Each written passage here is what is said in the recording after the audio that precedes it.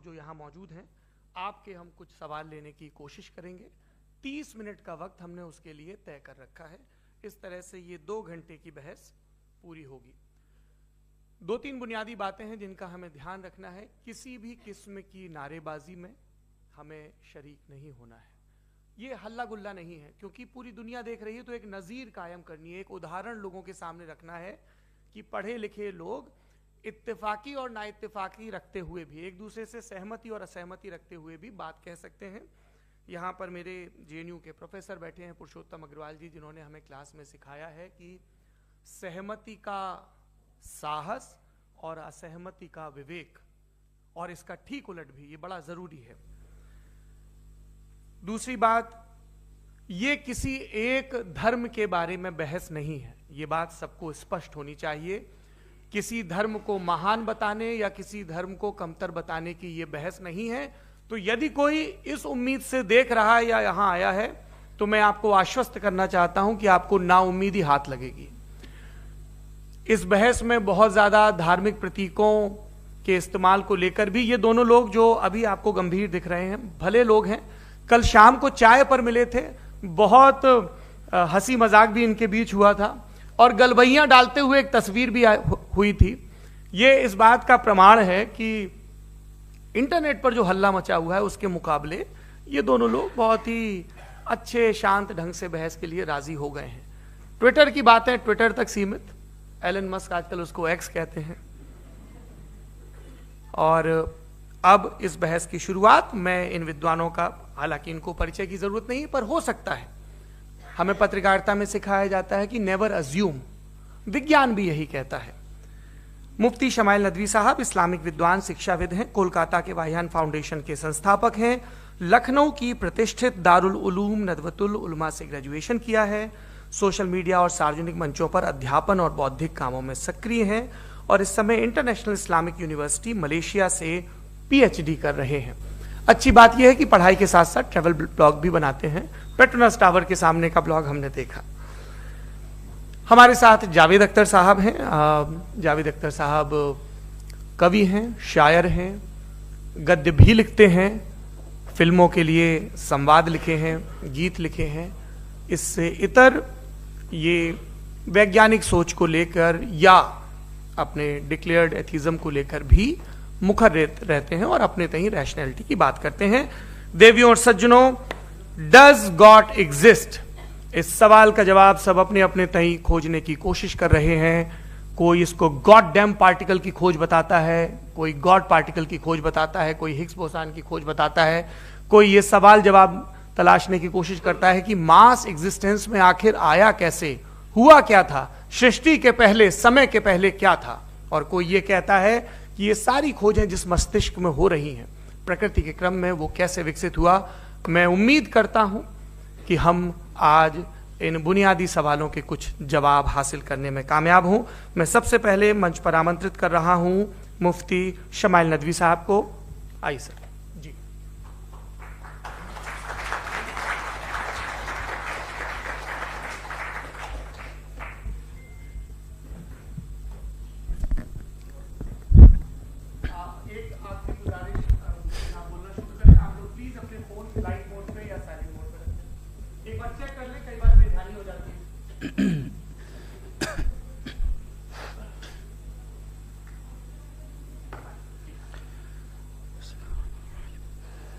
तमाम तारीफ़ें उस क्रिएटर के लिए जिसने इस यूनिवर्स को एक मकसद के तहत पैदा किया है। रिस्पेक्टेड जनाब जावेद अख्तर साहब, मिस्टर सौरभ द्विवेदी और respected audience, thank you all for being here today. आज की डिबेट में चूंकि हम बात करने वाले हैं डज गॉड एग्जिस्ट के टॉपिक पर, तो ये एक ऐसा टॉपिक है जिसके मुताल्लिक कोई भी डिसीजन लेने के लिए अलग अलग स्टैंडर्ड्स हो सकते हैं। लिहाजा डिबेट के शुरू में यह जरूरी है कि हम ये जान लें कि आज के इस टॉपिक में कौन सा स्टैंडर्ड सही होगा और कौन सा गलत होगा। सबसे पहला स्टैंडर्ड जिसे मैं समझता हूं कि हमारे रिस्पेक्टेड जनाब जावेद अख्तर साहब बड़ी तेजी के साथ उसकी तरफ लपकेंगे, वो है साइंस। जबकि साइंस दर हकीकत खुदा के एग्जिस्टेंस को डायरेक्टली साबित करने या उसके एग्जिस्टेंस को डिनाई करने के लिए स्टैंडर्ड नहीं बन सकती। और उसकी वजह क्या है, ये मैं नहीं कह रहा, ये वो लोग कह रहे हैं जो साइंस के एक्सपर्ट्स हैं। नेशनल एकेडमी ऑफ साइंस कहती है science doesn't have the processes to prove और disprove the existence of God. Why? क्योंकि साइंस का ताल्लुक एम्पेरिकल एविडेंस से है और एम्पेरिकल एविडेंसेस का ताल्लुक हमारे नेचुरल और फिजिकल वर्ल्ड से है, जबकि गॉड नॉन फिजिकल और सुपर नेचुरल रियलिटी है। लिहाजा नॉन फिजिकल रियलिटी को आप उस टूल के साथ नहीं चेक कर सकते जिसका काम फिजिकल रियलिटी को तलाश करना है। लिहाजा आज इस डिबेट में गॉड की एग्जिस्टेंस को साबित करने या उसे डिनाई करने में साइंटिफिक एविडेंस को एक्सेप्ट नहीं किया जाएगा। दूसरा स्टैंडर्ड हो सकता है रेविलेशन, कि रेविलेशन के जरिए हम यह साबित करें कि गॉड एग्जिस्ट करता है या नहीं। लेकिन यह स्टैंडर्ड भी आज इररेलेवेंट है। क्यों? क्योंकि रेविलेशन मेरे नजदीक सोर्स ऑफ नॉलेज है, वैलिड सोर्स ऑफ नॉलेज है, लेकिन हमारे जावेद अख्तर साहब के नजदीक यह वैलिड सोर्स ऑफ नॉलेज नहीं है। लिहाजा आज की डिबेट में मैं एक भी एविडेंस किसी भी मजहबी स्क्रिप्चर से नहीं दूंगा ताकि जावेद अख्तर साहब के लिए वो अनएक्सेप्टेबल ना हो। तीसरा जो मेयार हो सकता है वो है ऑब्जर्वेशन, कि भाई कोई कहे कि हमें खुदा दिखाओ, अगर है तो दिखाओ, या ये कि खुदा के एग्जिस्टेंस पर एम्पेरिकल एविडेंस दो, तो ये है दर हकीकत गलत टूल का इस्तेमाल करना। ये ऐसा ही है कि जावेद साहब मुझसे ये मुतालबा करें कि मुफ्ती साहब आप मेटल डिटेक्टर के जरिए प्लास्टिक डिटेक्ट करके दिखाएं। अब चूंकि प्लास्टिक डिटेक्ट नहीं हो पा रही है लिहाजा plastic does not exist. No, you are using the wrong tool. इस टूल से प्लास्टिक को डिटेक्ट नहीं किया जाता। लिहाजा मैं समझता हूं कि गॉड के एग्जिस्टेंस पर एम्पेरिकल एविडेंस का मुतालबा करना एक बचकाना मुतालबा है और हमारे रिस्पेक्टेड जनाब जावेद अख्तर साहब इस स्टेज से अब बहुत आगे निकल चुके हैं। अब बचता है एक ही स्टैंडर्ड, और वो स्टैंडर्ड है अक्ल, लॉजिक, रीजनिंग। और यही वो स्टैंडर्ड है जिसके तहत गॉड की एग्जिस्टेंस को साबित किया जाएगा या गॉड की एग्जिस्टेंस को डिनाई किया जाएगा। लेकिन चूंकि ये बहुत इंपॉर्टेंट और सेंसिटिव टॉपिक है, इसलिए लॉजिकल आर्ग्यूमेंट भी ऐसा होना चाहिए जो डेफिनेटिव हो, इनडेफिनेटिव ना हो, जो 2 और 2 4 की तरह बिल्कुल वाजे हो, जिसे लॉजिकली रिजेक्ट करना पॉसिबल नहीं हो। फॉर एग्जाम्पल हम कहें हमारे रिस्पेक्टेड मिस्टर सौरभ साहब, ये एक इंसान है और तमाम इंसान कॉन्शियस बीइंग है, लिहाजा नतीजा क्या निकला, हमारे सौरभ साहब भी कॉन्शियस बीइंग है। क्या ये इनडेफिनेट आर्ग्यूमेंट है या डेफिनेट आर्ग्यूमेंट है? ये डेफिनेट आर्ग्यूमेंट है। ये 2 और 2 की तरह वाजे है, इसमें किसी तरह जो है लॉजिकली इसको रिजेक्ट नहीं किया जा सकता। तो अगर आज हमारे जावेद अख्तर साहब ऐसी कोई अकली दलील और लॉजिकल एविडेंस दें खुदा के ना होने पर जो डेफिनेट भी हो, तो मैं ये ऐलान करता हूं कि यकीनन मैं उस एविडेंस को कबूल करूंगा और उस पर गौर करूंगा। लेकिन साथ में यह भी ऐलान कर देता हूं प्रेडिक्शन के तौर पर कि ऐसा कोई डेफिनेट आर्ग्यूमेंट कोई नहीं पेश कर सकता।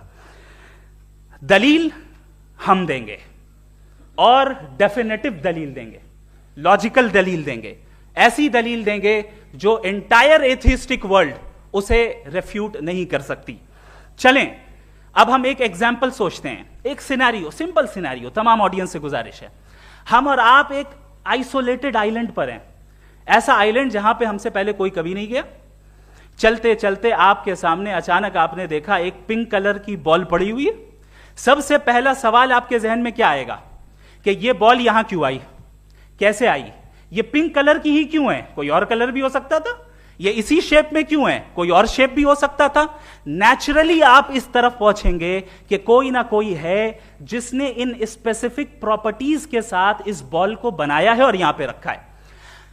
चूंकि आप जानते हैं कि ये जो बॉल है इसका एग्जिस्ट करना जरूरी नहीं है, ये एग्जिस्ट कर भी सकती थी, नहीं भी कर सकती थी, और एग्जिस्ट करना ही था तो किसी और फॉर्म में करती, किसी और कलर में करती।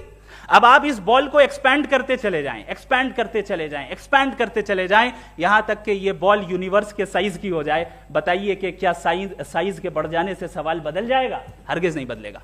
अभी भी सवाल रहेगा, ये यूनिवर्स कहां से आया, इन स्पेसिफिक प्रॉपर्टीज के साथ कहां से आया, क्यों आया, किसने बनाया, यह सवाल उस वक्त भी वैलिड रहेगा। लेकिन यह सवाल अगर हम जनाब जावेद अख्तर साहब से करें तो चूंकि इनका वर्ल्ड व्यू एथिस्टिक है, और सिर्फ इनका नहीं, मतलब जितने भी एथिस्ट हैं और एथिस्टिक वर्ल्ड व्यू को रखने वाले से अगर आप ये सवाल करें कि ये यूनिवर्स कहां से आया, तो इनका जवाब या तो आर्ग्यूमेंट फ्रॉम इग्नोरेंस होगा या डॉगमेटिक होगा। या तो ये कहेंगे कि मुझे नहीं पता कि ये कहां से आया, लिहाजा गॉड डज नॉट एग्जिस्ट, ये आर्ग्यूमेंट फ्रॉम इग्नोरेंस है, या ये कहेंगे कि ये यूनिवर्स खुद ब खुद बन गया। इसका मतलब ये है कि उस बॉल को भी खुद ब खुद बन जाना चाहिए, लेकिन बॉल के ताल्लुक से ये एक्सप्लेनेशन एक्सेप्ट नहीं की जाएगी कि ये खुद ब खुद बन गई, लेकिन यूनिवर्स के ताल्लुक से कर दिया जाएगा। इसे हम दूसरे अल्फाज में डॉगमा भी कह सकते हैं।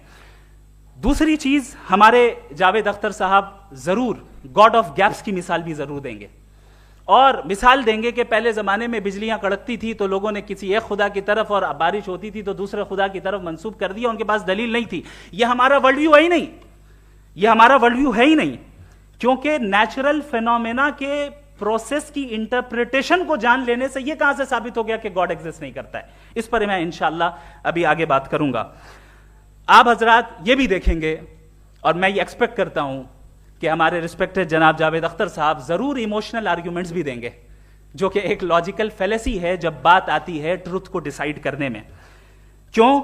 मिसाल के तौर पर वो कहेंगे कि अगर गॉड है तो ईविल क्यों एग्जिस्ट करता है, जबकि मैं कहता हूं ईविल का एग्जिस्ट करना गॉड के एग्जिस्ट करने की दलील है, उसके खिलाफ नहीं है। चूंकि अगर गॉड है तो हम सब उसके सामने अकाउंटेबल हैं, और अगर हम अकाउंटेबल हैं तो अकाउंटेबिलिटी के लिए ईविल का मौजूद होना जरूरी है, उसके बगैर हम अकाउंटेबल नहीं हो सकते। और अगर हम अकाउंटेबल नहीं हैं तो हम जनाब जावेद अख्तर साहब से पूछेंगे कि आप बताएं कि फिर सफरिंग इस दुनिया में क्यों है?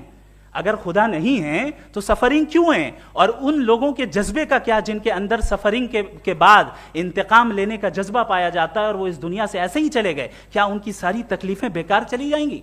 अब आ जाएं उसी एग्जाम्पल की तरफ कि बॉल, मुझसे अगर कोई पूछे इस बॉल को किसने बनाया, और या इस एक्सपेंडेड बॉल को किसने बनाया, मैं कहूंगा कि चूंकि ये यूनिवर्स और इस यूनिवर्स की तमाम चीजें कॉन्टिंजेंट हैं। कॉन्टिंजेंट होने का मतलब ये होता है कि जो अपने एग्जिस्टेंस पे किसी के ऊपर डिपेंड करती हो, तो जाहिर है ये यूनिवर्स कॉन्टिंजेंट है। और अगर कोई चीज कॉन्टिंजेंट नहीं है तो मैं रिक्वेस्ट करूंगा कि मुझे दिखा दें कि कौन सी चीज यूनिवर्स में कॉन्टिंजेंट नहीं है, हम भी जरा गौर कर लें और हम भी देख लें। और जब कॉन्टिंजेंट चीजें मौजूद हैं तो फिलोसोफर्स की इस्तिलाह के मुताबिक, हम उस टर्मिनोलॉजी के मुताबिक हम उस जगह तक पहुंचते हैं और उस हस्ती तक पहुंचते हैं जिसे नेसेसरी बीइंग कहा जाता है, कि ये वो नेसेसरी बीइंग है जिसका मौजूद ना होना नामुमकिन हो। क्योंकि अगर ये मौजूद ना हो तो सारी चीजें एग्जिस्टेंस में आएंगी ही नहीं, और ये सारी कॉन्टिंजेंट चीजें उसी के ऊपर डिपेंड करती हैं। अब अगर आप ये सवाल करते हैं कि फिर उस हस्ती को किसने बनाया, फिर उसका कॉज क्या है, फिर उसका कॉज क्या है, फिर उसका कॉज क्या है, और एंडलेसली चले जाएं, इसे हम कहते हैं इन्फिनिट रीग्रेस ऑफ कॉजेस, जो कि लॉजिकल फेलेसी है। कॉन्सेप्चुअली इंफिनिटी पॉसिबल है। मिसाल के तौर पे न्यूमेरिकल्स 1 2 3 गिनते चले जाएं, इन्फिनिट नंबर्स हैं। मैं कॉन्सेप्चुअली बात नहीं कर रहा, प्रैक्टिकली रियलिटी में साबित करके दिखाएं कि infinite regress of causes possible है या नहीं। अगर पॉसिबल है तो हम मान लेंगे, मिसाल दे दें, और पॉसिबल नहीं है तो एक ही ऑप्शन बचता है जिसे हम कहते हैं नेसेसरी बीइंग। ऐसी नेसेसरी बीइंग जो इंडिपेंडेंट है, क्योंकि अगर वो डिपेंडेंट हुई तो वो नेसेसरी नहीं रहेगी। ऐसी इंडिपेंडेंट बीइंग जो इटर्नल है, अगर वो इटर्नल नहीं होगी, उसकी बिगिनिंग होगी तो वो खुद कॉन्टिंजेंट है। ऐसी बीइंग जो पावरफुल है, क्योंकि कॉन्टिंजेंट को एक्चुअलाइज करने के लिए पावर चाहिए। ऐसी बीइंग जो इंटेलिजेंट है और नॉलेजेबल है, क्योंकि ये यूनिवर्स स्पेसिफिक फॉर्म और स्पेसिफिक लॉज ऑफ नेचर के तहत प्रिसाइजली चल रहा है। थैंक यू मुफ्ती साहब। मैं इन दलीलों के बाद जावेद अख्तर साहब से गुजारिश करूंगा, आप बैठ के बोलना चाहेंगे या आगे? जी।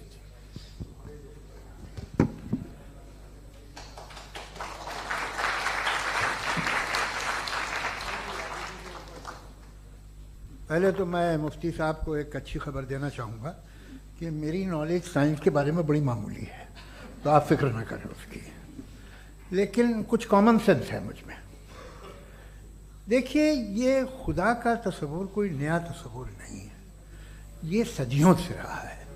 ये कुछ रिलीजन 3000 साल पुराने होंगे, 4000 साल पुराने होंगे, लेकिन इंसान कोई 10,000 12,000 साल से एग्जिस्ट करता है होमोसेपियन की शक्ल में, और हमेशा कुछ ना कुछ मजहब रहे। ये मजहब जाहिलों के नहीं थे, ये मजहब एक ऐसी ग्रीक सोसाइटी के थे जहाँ बड़े बड़े फिलोसफर्स पैदा हुए। ये मजहब इजिप्शियंस के थे जिन्होंने पिरामिड्स बनाए थे।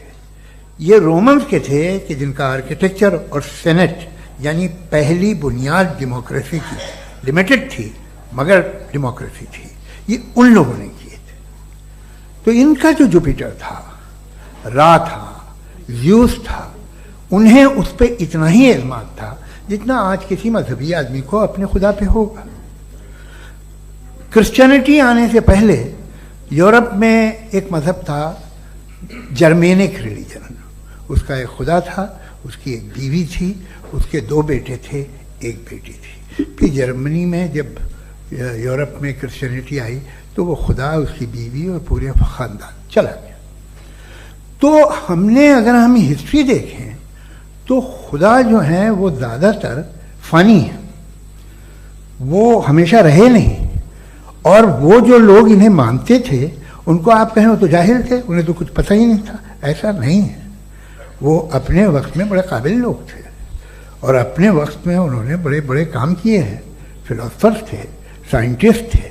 लेकिन उनका मजहब कहाँ गया, उनके खुदा कहाँ गए? आज जो खुदा हैं दुनिया में लोग उन्हें मानते हैं। आपको क्या मालूम कि कितने बरसों के बाद क्या होने वाला है? हम यूरोप में देखते हैं तो चर्च खाली हैं। तो वक्त के साथ चीज़ें बदलती हैं। जहाँ तक इसका ताल्लुक है मजहबों का, हर मजहब आपसे एक चीज़ मांगता है, फेथ। ये फेथ क्या चीज़ होती है? What is the difference between faith and belief? ये तो बहुत ही अहमखाना बात होगी कि कोई आदमी कहे साहब अगर खुदा है तो मुझे दिखाइए। ये तो जाहिलाना बात हुई। मैंने तो नॉर्थ पोल नहीं देखा है मगर मैं मानता हूँ कि नॉर्थ पोल है। मैं क्यों मानता हूँ? इसलिए कि अगर ये दुनिया राउंड है तो उसका कोई टॉप होगा।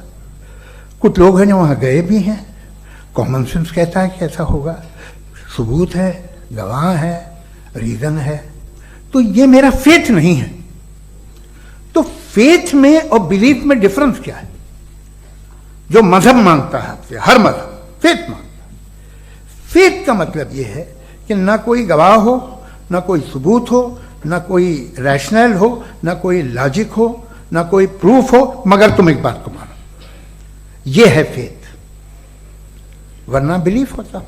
अगर इसमें कुछ भी सबूत होते, गवाह होते, तो फिर इसे आप बिलीफ कहते। जैसे मेरा बिलीफ है कि नॉर्थ पोल है, मेरा फेथ थोड़ी है।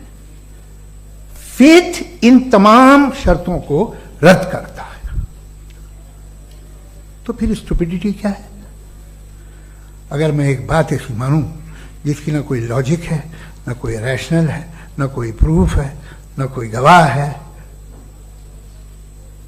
ना कोई सबूत है, और मैं उसे मानूं, तो ये स्टुपिडिटी हुई। इसे ही भाई कल को मैं यकीन कर लूं कि एलॉन मस्क जो है मेरा भाई है, तो मुझे इंतहाई खुशी होगी, सुकून भी बहुत मिलेगा मुझे। लेकिन और कहे भाई क्यों मानते हो, क्या सबूत है भाई, वो तो अमेरिकन है और तुम तो इंडियन हो, वो तो नस्ल लगे, तुम्हें कभी मिले भी नहीं। साहब देखिए मेरा फेथ है, इस पर बात न किया। फेथ का मतलब ही यह है कि आप प्रूव नहीं कर सकते। अगर आप प्रूव कर सकते हो तो फेथ की जरूरत ही नहीं, फिर तो आप बात करेंगे, आप कितनी बहस कर लीजिए। अल्टीमेटली दुनिया का हर मजहब फेथ पे टिका है, और फेथ का मतलब है एक ऐसा यकीन जिसका कोई सबूत, कोई गवाह, कोई रैशनल नहीं। अब आप ये कहें, क्या आप ये क्यों कह रहे हैं कि साहब ये कायनात किसने बनाई? कमाल ये है कि आपने बताया कि एक आइलैंड पे गए और एक बॉल देखी। आपने ये नहीं कहा कि आइलैंड किसने बनाया, आपको सिर्फ बॉल पे हैरत हुई। हमने आइलैंड पे हमने हैरत नहीं की, होते हैं आइलैंड। इसी तरह ये आइलैंड है, सितारे, ये गैलेक्सीज, ये सब आइलैंड हैं, खला में। हम उन्हें टेकन फॉर ग्रांटेड लेते हैं, हम पूछते नहीं किसने बनाए। आपने जजीरे के बारे में भी नहीं पूछा है। मेरी पैदाइश कैसे हुई? क्या मैं प्लान पैदा हुआ था? I was plan to be born, या एक लकी स्पर्म था जो किसी एग से चिपक गया? मेरी पैदाइश रैंडम। और इंसाफ जिसे आप कहते हैं, इंसाफ का तो नेचर से कोई वास्ता ही नहीं है। जो आप कहते हैं कि एक दिन इंसाफ मिलेगा, इंसाफ is a human concept, nature में कोई इंसाफ नहीं। अगर शेर हिरन को खा जाता है तो उसे कोई सजा नहीं मिलती। अगर एक आंधी आती है और हरे भरे पेड़ों को उखाड़ के फेंक देती है तो आंधियों की जेल नहीं होती है। नेचर में इंसाफ नहीं, इसलिए मुझे नेचर को इंसाफ की जरूरत भी नहीं। नेचर तमाम एक है। अब हम कहें कि साहब ये देखिए जो मैंने खाना खाया था ये मेरी आंख तो नहीं यूं कर दिया उसे, तो इसे सजा मिलनी नहीं, वो सिस्टम है, ऐसे ही चल रहा है। नेचर बगैर इंसाफ के है। इंसाफ इज अ ह्यूमन कॉन्सेप्ट। तो जो आपसे कहता है कि मैं तुम्हें इंसाफ दूंगा, वो इंसानी जहन की पैदावार है। ये नेचुरल है ही नहीं, ये आसमानी है ही नहीं। नेचर का तसव्वुर, इंसाफ का तसव्वुर। भाई आप साथ मिलते हैं, अब आप लेफ्ट हैंड ड्राइव करते हैं, ये क्या है? तमाम सच, तमाम नेकी, तमाम शराफत लेफ्ट हैंड ड्राइव है। वरना क्या होगा, या तो आप क्रॉस कर देंगे, आपका एक्सीडेंट हो जाएगा, या आप किसी को मार देंगे, या ट्रैफिक जैम हो जाएगा। झूठ, बेईमानी, रिश्वतखोरी, ये तमाम जो है driving on the wrong side है। इसके ऊपर कुछ नहीं। ये तो हमने बनाया, जैसे हमने लेफ्ट हैंड ड्राइव बनाई है। ये कॉन्सेप्ट ऑफ इंसाफ जो है ये हमारा है, इसका नेचर से कोई वास्ता नहीं। शेर खा जाता है हिरन को, उसे जेल होती है क्या? कुछ भी नहीं, है ही नहीं। तो ये जो दुनिया के रिलीजन प्रॉमिस करते हैं आपसे इंसाफ, इसी से मालूम होता है कि ये मैन मेड है। ये तसव्वुर कहीं और का है ही नहीं। जो नेचर है, कुछ लोग कहते हैं नेचर ही खुदा है, तो नेचर में तो इंसाफ नहीं कहीं। और आप वादा कर रहे हैं कि तुम्हें मरने के बाद इंसाफ मिलेगा। मुझे अगर मिलेगा तो मैं बहुत खुश होऊंगा, लेकिन मैं यकीन नहीं कर पाता हूं, इसलिए कि मैं फेथ नहीं पैदा कर सकता। The very fact that religions demand faith, इसका मतलब है कि उनके पास जस्टिफिकेशन नहीं है। अच्छा था, फिर रिलीजन अगर मॉडरेशन में है, कोई सा भी नहीं, वो आप में कुछ खूबियां भी पैदा करता होगा, देखिए उससे ये फायदा है, वो फायदा है। अल्कोहल जो है वो ज्यादातर दवाओं में यूज होती है, और एक सर्वे किया गया था अमेरिका में कि लॉन्जिटिविटी किन लोगों की है। तो एक तरफ वो लोग थे जो शराब पीते ही नहीं थे, और एक तरफ वो थे जो एक बोतल शराब रोज पीते थे। सबसे ज्यादा लंबी उम्र की है जो 2 पैक नाप के शराब पीते हैं और खाना खाते हैं। मगर हम शराब को बुरा समझते हैं, मैं भी बुरा समझता हूं। क्यों? ऐसा होता नहीं। कुछ चीजों में आदत होती है जो बढ़ती है। आज तक में एक आदमी दूध पीता है, आप 10 साल बाद भी मिलेंगे तो एक ही गिलास पीता होगा। ऐसा नहीं होता, सुबह से दूध पीता रहता है। मिल्कोहलिक मैंने नहीं देखे, अल्कोहलिक होते हैं। ये टेंडेंसी है मजहब की कि वो बढ़ता है, जैसे कैंसर बढ़ता है, जैसे शराब बढ़ती है। कुछ लोग होंगे जो उसे सही तरह से यूज करते हैं। मुझे यकीन है कि हमारे मुफ्ती साहब भी उनमें से एक, इनसे बहुत खुशी हुई मुझे इनसे मिलकर। लेकिन कितने लोग हैं कि आज आप देखते हैं दुनिया में जो तबाहियां हैं, इनमें कितना हाथ है उन लोगों का जो बिलीवर कहते था मजहब ये नहीं कहता, ना कहता होगा, मगर जब ये मजहब पीते हैं तो ऐसे बिहेव करते हैं। थोड़ा सा अगर हो तो शायद बहुत अच्छी बात, लेकिन शराब थोड़ी सी नहीं रहती, उसमें टेंडेंसी है पहले। थोड़ा सा अगर 2-3 कैंसर के सेल हो ना बॉडी में तो आदमी स्लिम रहेगा, लेकिन वो 2-3 सेल नहीं रहते, वो मल्टीप्लाई होते हैं। जावेद साहब टाइम पूरा हो गया। टाइम हो गया तो बस बात खत्म हो गई। अच्छा, मुझे कुछ और कहने को था भी नहीं। जी, मैं पहले जवाबी दौर के लिए इनवाइट कर रहा हूं मुफ्ती साहब को। Your rebuttal round 1, you have 7 minutes.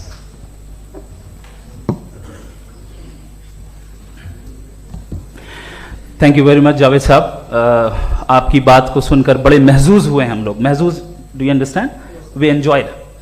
Okay, अब थोड़ा सा लॉजिकली उसको हम लोग देखते हैं। दरअसल हम लोगों ने कल गुजारिश की थी मुफ्ती साहब से भी, जावेद साहब से भी, कि हिंदुस्तानी जबान आम फहम सबको समझ में आ जाए और जहां कहीं आप मुश्किल शब्द इस्तेमाल करें वहां बताते भी चलें। Thank you.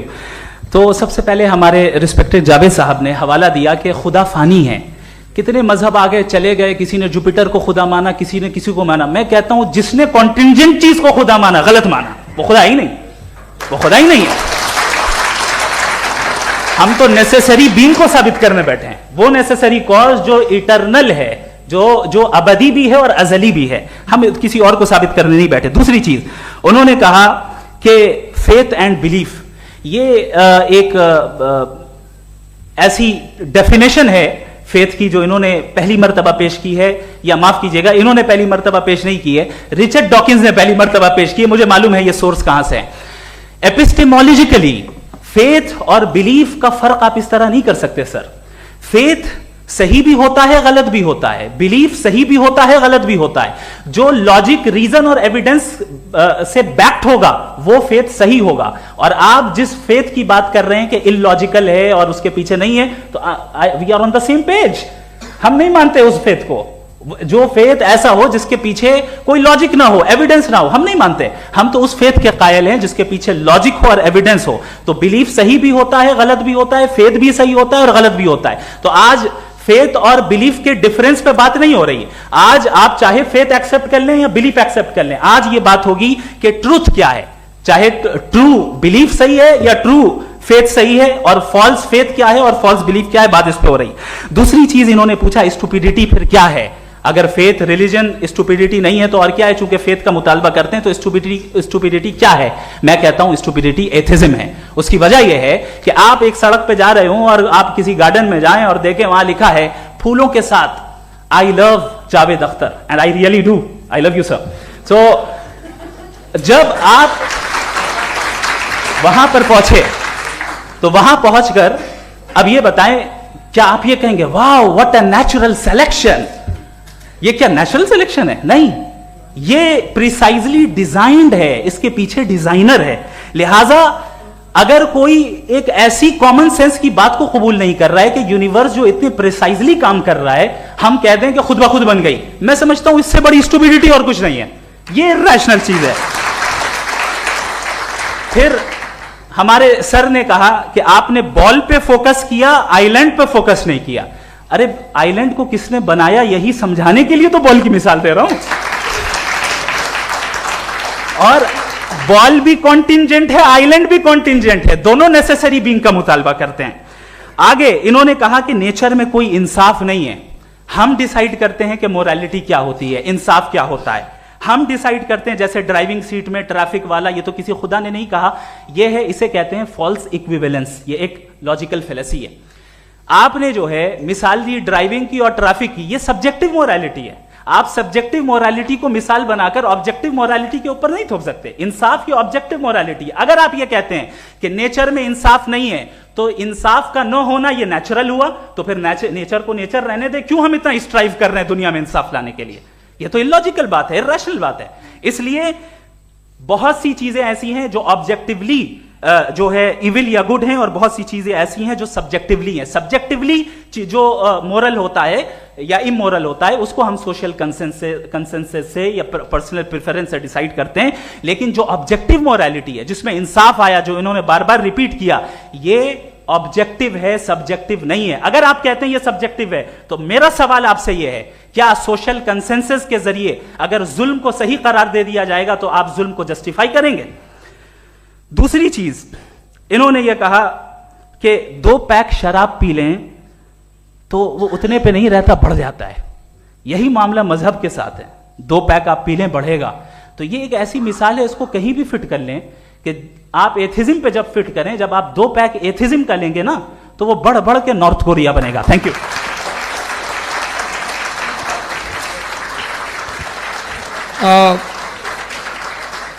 फर्स्ट राउंड की रिबटल के लिए मैं जावेद साहब को इनवाइट कर रहा हूं। आपके पास 7 मिनट का वक्त है, रीसेट कर दीजिएगा प्लीज। मुझे इस बात की खुशी है कि मुफ्ती साहब ने भी मान लिया कि नेचर में कोई इंसाफ नहीं है। तो कोई भी चीज़ जो इंसान ने नहीं बनाई है उसमें इंसाफ नहीं होता है। एक बात मैं आपसे अर्ज करूं, जरा पता लगा लीजिएगा, ये जो आप बाग में जाते हैं बेहद खूबसूरत फूल देखते हैं ना, इनमें से कोई नेचुरल नहीं है। ये सारे फूल क्रॉस करके बनाए गए हैं। जो जंगल में फूल होते हैं निहायत मामूली होते हैं, ये फूल इंसानों ने बनाए हैं। जो आप बाग में देख के वाह वाह कहते हैं, ये इंसानों के बनाए हुए हैं। डिफरेंट फूलों को क्रॉस करके, डेवलप करके, फिर क्रॉस करके इस तरह से बनाए गए। नेचुरल फ्लावर नहीं। किसी जंगल वीरान में जाके आप गुलाब के फूल नहीं देखेंगे। ये सब बनाए हुए इंसान ने, बहुत से काम इंसान ने किए हैं। बाकी है कि आपने मेरी एक बात का जवाब नहीं दिया, जिससे मुझे शिकायत है कि फेथ क्या है और आप फेथ मांगते क्यों हैं मुझसे? आप तो लॉजिकल हैं, आपके पास तो सारे रैशनल हैं, आपके पास सारे सबूत हैं, तो आपको फेथ की डिमांड क्यों करते हैं कि भाई तुम सरेंडर कर दो और सवाल मत करो? कोई मजहब सारे सवाल करने की इजाजत नहीं देता है और मना करता है कि दादा सवाल ना करो, बह जाओगे तुम। आप क्यों रोकते हैं? हकीकत यह है कि इंसानी तारीख क्या है। इंसानी तारीख यह है कि दुनिया में दो तरह के लोग हुए हैं। एक वो जिन्होंने अपनी लाइल्मी की परस्तिश की है, दूसरे वो जिन्होंने अपनी इग्नोरेंस या लाइल्मी से झगड़ा किया है और मालूम किया है कि क्या है। ये जो आप कह रहे हैं, आज आप हैरान हैं कि भाई ये यूनिवर्स कैसे बनी। लोग हैरान थे कि सूरज डूबता है तो इधर से कैसे निकलता, और आप एक कदम जाके हमेशा का मानने को तैयार है, एक कदम पीछे ही मान जाइए। भाई आप इसके बाद जाते हो, कहते सवाल ना करना कि ये कहां से आया, ये पावर तो हमेशा से हमेशा रहेगी। तो आप यूनिवर्स के बारे में मानने में क्या तकलीफ है? एक कदम पहले रुक जाइए, ये हमेशा से थी या नहीं थी हमें मालूम नहीं है। और ये कहना कि हमें मालूम नहीं है, कमाल ये है कि दुनिया के सारे मजहब सब जानते हैं ये दुनिया कैसे बनी थी, कैसे मिटेगी, मरने के बाद क्या होगा, इनको सब इल्म है। इनको किसी को डायनासोर होते थे पहले ये नहीं पता था, किसी को नहीं पता। किसी भी दुनिया की मजहबी किताब में डायनासोर का जिक्र नहीं है। लेकिन बाकी सब बातें, how to make universe in 4 easy lessons and बाकी सब पता है। जिसको सब पता है वो गड़बड़ है। हम में ये इनकिसार, ये ह्यूमिलिटी होनी चाहिए कि हम ये कहें कि हमें ये बहुत सारी बातें नहीं मालूम, लेकिन हम उनकी परस्तिश ना करना, अपनी लाइल्मी को की परस्तिश ना करें, हम उसे पता लगाने की कोशिश करें। जिस दुनिया में आप बैठे हैं सर, ये हॉल जो है, ये इलेक्ट्रिसिटी जो है, ये माइक जो है, जिस हवाई जहाज से आप आए थे, वो जिस कार से आप यहाँ आए हैं, ये सब उन लोगों की बनाई हुई है जिन्होंने सवाल किए थे। ये दुनिया जिसमें आप आज आराम से हैं, ये उन लोगों की बनाई है कि जिन्होंने सवाल किए थे। और हर स्टेज पे इन सवालों को मकरूह कहा गया था, गलत कहा गया था। आप जरा तारीख पढ़िए, एक बड़ी दिलचस्प किताब है बर्ट्रैंड रसेल की, जिसमें उसने रिलीजन एंड साइंस कि कब से रिलीजन जो है साइंस के अगेंस्ट है। और हद तो यह है कि भाप के इंजन के खिलाफ थे, स्टीम इंजन के भी खिलाफ थे, और फतवे हुए उन पर, वेटिकन ने दिए। तो ये हमेशा, अभी जैसे ही ये राइट विंगर आते हैं अमेरिका में पावर में, तो वो जो अपना ये क्या बोलते हैं उसे, सीड क्या बोलते हैं, सीड क्या जो, हाँ नहीं सीड जो होते हैं जिन पे जी, नहीं भाई, वो जो ह्यूमन बॉडी के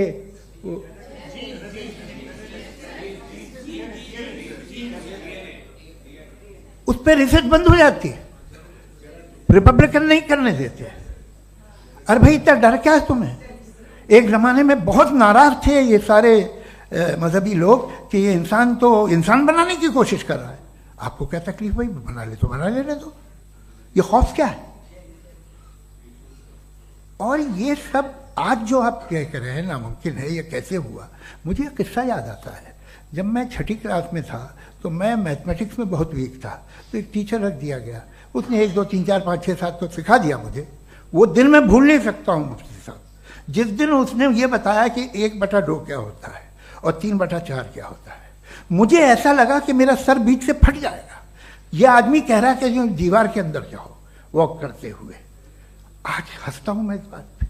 तो आज जो बातें आपके जहन से बिल्कुल परे है और आप हैरान होते उन्हें देख के, एक वक्त आएगा कि मामूली लगेंगे। और हुआ है, आपकी इंसानी तारीख ही है। इतनी जल्दी सारे फैसले आप मत कर लीजिए, थोड़ा ये ह्यूमिलिटी रखिए कि भाई ये हमें नहीं मालूम। ये कहने में क्या आ रहा है?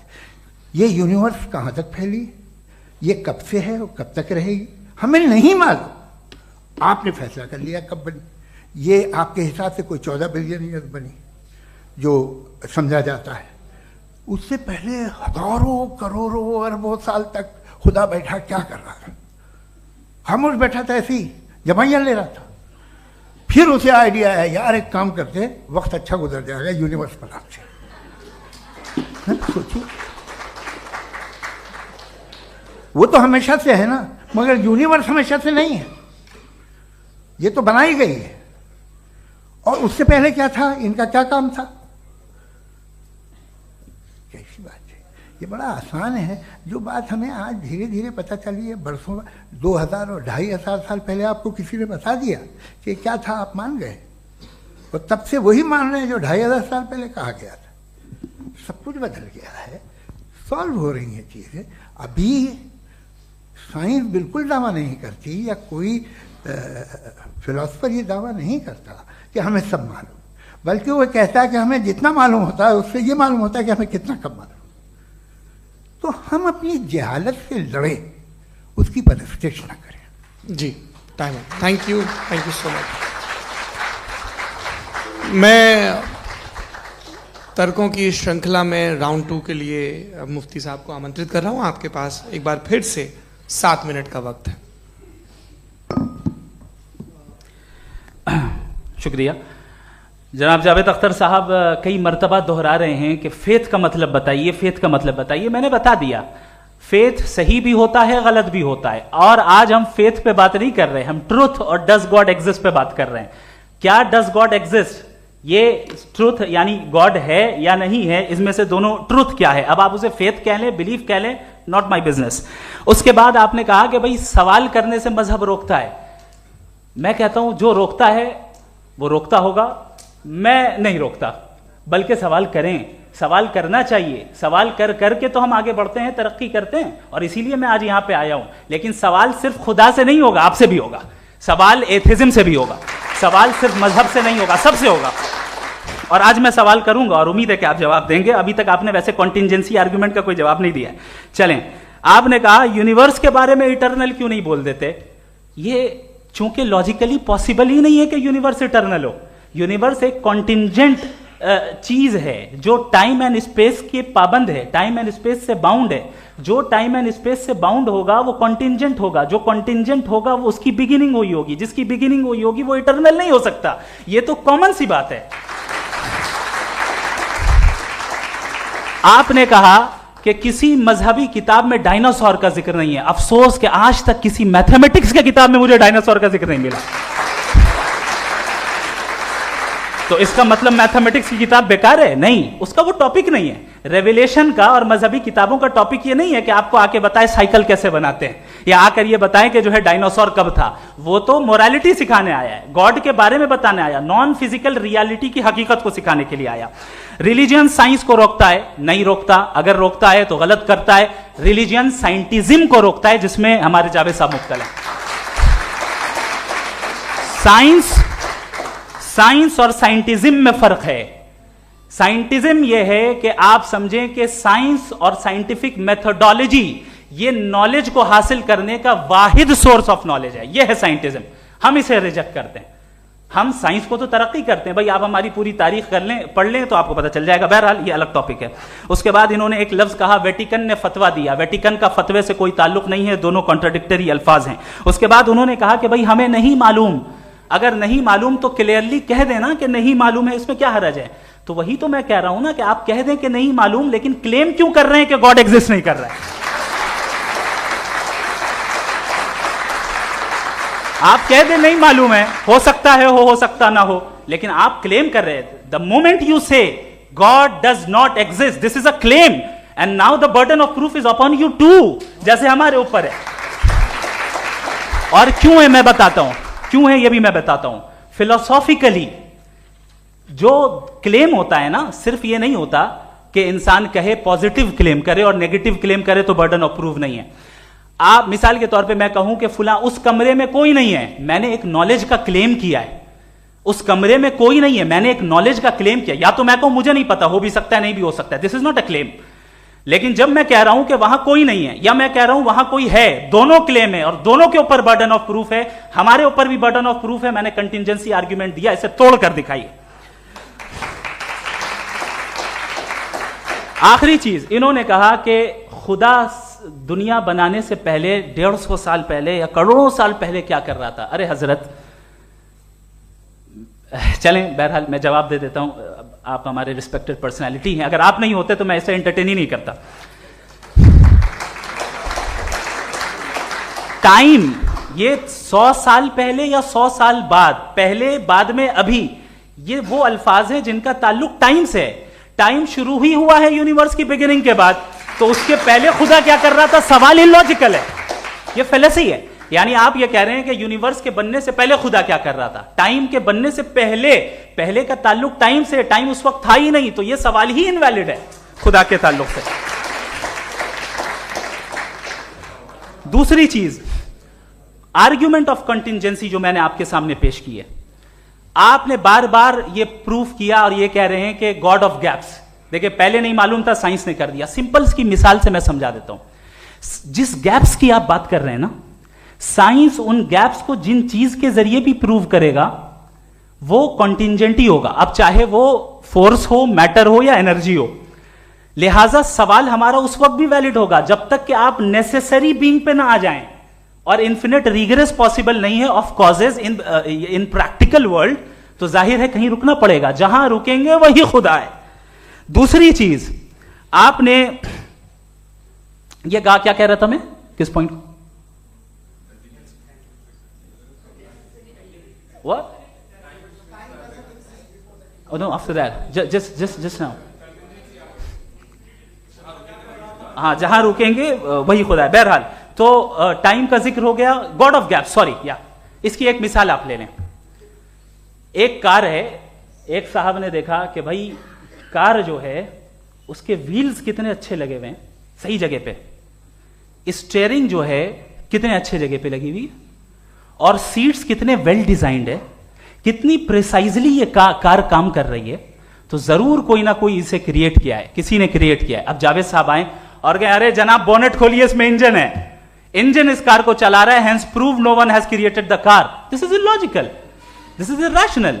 आपने इंजन के जरिए उस गैप को तो साबित किया, लेकिन क्या उससे कार की जो क्रिएशन है और उसका जो क्रिएटर है ये इंपॉसिबल हो जाए, ऐसा पॉसिबल है? उसका सवाल खत्म हो जाए, ऐसा पॉसिबल है? नहीं। आपने गैप्स को फिल करके, कॉन्टिंजेंट चीजों से गैप्स को फिल करके हमारे ऑब्जर्वेशन को और ब्रॉड कर दिया। अब हमें और पता चल गया कि ये जो कार है इसका सिस्टम कितना ज्यादा कॉम्प्लेक्स है। पहले कम समझते थे, अब कॉम्प्लेक्सिटी और ज्यादा वाजे हो गई। अब हमें समझ में आ रहा है कि हमारी सर्टेनिटी और बढ़ गई कि जरूर इस कार को किसी ना किसी ने बनाया। यही मामला यूनिवर्स का है। साइंस हमेशा फिजिकल वर्ल्ड की चीजों को ही फिल करती जाएगी और फिजिकल चीजों से ही करती जाएगी, चूंकि एम्पेरिकल एविडेंस का ताल्लुक फिजिकल वर्ल्ड से है। आप साइंस के जरिए मेटाफिजिकल रियलिटी को कभी साबित नहीं कर सकते। ये रॉन्ग टूल का इस्तेमाल करना है। ये वही काम है कि आप मेटल डिटेक्टर से प्लास्टिक डिटेक्टर करने चलें, जो कि जाहिर है सही नहीं है। Thank you.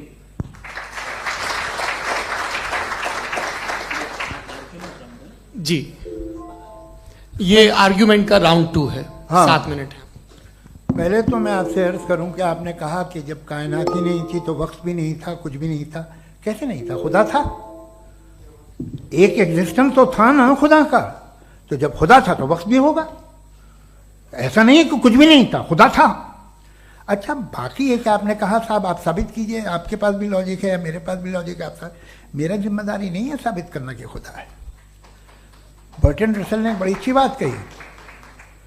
बर्टन रसल ने बड़ी अच्छी बात कही। मैं आपसे अगर ये दावा करूं कि एक चाय की केतली मरीख के चारों तरफ घूम रही है, मार्स के चारों तरफ, तो ये आपका काम नहीं है कि आप साबित करें कि कोई चाय की केतली नहीं है। ये मेरा काम है, मैंने दावा किया है। ये दावा तो मजहबी लोग करते हैं कि खुदा है, मैं क्यों साबित करूं कि नहीं है? जब तक आप मुझे कन्विंस नहीं कर देंगे मैं नहीं मानूंगा। आपकी जिम्मेदारी है, मेरी जिम्मेदारी नहीं है। दोयम ये कि ये जो आप कह रहे हैं, जो गैप्स हैं, ये गैप जब जब किसी मजहब को चैलेंज करते हैं, जब ऐसा कोई बात आती है तो हंगामा हो जाता है कि जब वो चैलेंज करें किसी फेथ को। ये तमाम साइंस जो है इसे मुख्तलिफ जगहों पे मुख्तलिफ वक्तों में मजहब ने रोकने की कोशिश की है। ये किताब है religion and science Bertrand Russell की, पढ़िएगा, अच्छी लगेगी आपको। तारीख ही है साइंस, मजहब की साइंस से उसका यही रिश्ता है। अच्छा, अब ये हम सोचें कि बहरहाल ये वजूद जो है मजहब और ये बिलीव इन गॉड इंसान को बेहतर बना देता है, तो एक काम कीजिए, हिंदुस्तान वर्ल्ड का नक्शा लीजिए और मार्क कीजिए कि रिलीजन कहाँ कहाँ ज़्यादा है, कहाँ कहाँ, चाहे वो लैटिन अमेरिका हो या मिडल ईस्ट हो या फार ईस्ट हो या हिंदुस्तान के वो इलाके जहाँ मजहबियत ज़्यादा है। रख दीजिए नक्शा अलग। अब दूसरा नक्शा कि कहाँ कहाँ नाइंसाफ़ी, रिप्रेशन, औरतों के हुकूक की पामाली, जुल्म, डिक्टेटरशिप कहाँ है, नक्शा एक ही होगा। तो आप मुझे बताएं कि जो इसका तरकीब इस्तेमाल क्या है, खुदा का तरकीब इस्तेमाल तो बताइए। आप छोटी सी दवा सड़क पे बेचते हैं, उसकी भी तरकीब इस्तेमाल बताते हैं। इसके इस्तेमाल से तो फायदा नहीं हुआ किसी को। जो सारे के सारे खराब मुल्क हैं, खराब समाज है, वो सारे जुल्म खुदा के नाम पे करते हैं। वो गलत करते हैं, सही करते हैं, मुझे क्या लेना देना उससे। इस्तेमाल से मालूम होता ना। एक विस्की की बोतल कभी शायद देखी हो आपने, लाल रंग की होती है, उस पर रोशनी और छपड़ा इंतहाई खूबसूरत लगती है, क्या बिगाड़ रही है किसी का? उसका इस्तेमाल गलत है, इसलिए आप उसे नापसंद करते हैं। इसका इस्तेमाल गलत है, इस तसव्वुर का इस्तेमाल ही गलत है और हमेशा से गलत हुआ है। आप देख लीजिए, इंसानी तारीख देख लीजिए, आज देख लीजिए, हिंदुस्तान देखिए, दुनिया देख लीजिए, क्या हो रहा है। इसे कैसे इस्तेमाल कर रहे हैं फेथ वाले लोग? क्या फेयर हैं, जस्ट हैं, जो अपने खुदाओं पे यकीन रखते हैं? वो किस तरह के लोग हैं? वो लोगों को इंसाफ देते हैं, वो बेहतर इंसान बने। तो इस दवा का फ़ायदा क्या है? चलो बहुत फ़ायदा हो रहा तो मैं इस्तेमाल कर लूँगा, मैं मुझे तो इस दवा का कोई फ़ायदा दिखता ही नहीं। मुझे तो ऐसा लगता, मैं एक और बात बताऊँ, अगर कोई आदमी मजहबी है और अच्छा आदमी है तो मैं उसकी बहुत इज्जत करता हूँ, इसलिए कि मेरा ख्याल है मजहबी आदमी का अच्छा होना मुझसे अच्छा होने से ज़्यादा मुश्किल है। भाई हर चीज़ की एक लिमिट है। आप इतना भाग सकते हैं, इतना नहीं भाग सकते, इतना वजन उठा सकते, इतना नहीं उठा सकते, इतना दूर देख सकते हैं, इतना दूर नहीं देख सकते। उसी तरह कॉमन सेंस कहता है कि आप में नेकी का भी एक कोटा होगा। अब आप अगर सुबह जाते हैं अपनी इबादत गाह और इबादत करते हैं तो बाहर निकलते हैं तो आप तो यही महसूस करते हैं कि आपने एक बहुत अच्छा काम किया, आपकी नेकी का एक बहुत बड़ा कोटा खर्च हो गया जिससे किसी का कोई फ़ायदा नहीं हो। मैं तो नहीं जाता हूँ तो मुझे तो किसी को खाना खिलाना पड़ेगा, किसी बेवा की मदद करनी पड़ेगी। मैं अपना कोटा कैसे कंज्यूम करूँ? आप अपना कोटा सारे मजहबी लोग इंतहाई यूजलेस कामों में यूज़ करते हैं। उसके बाद भी अगर आप में बच्ची है थोड़ी सी शराफत तो भाई वाह, क्या बात है।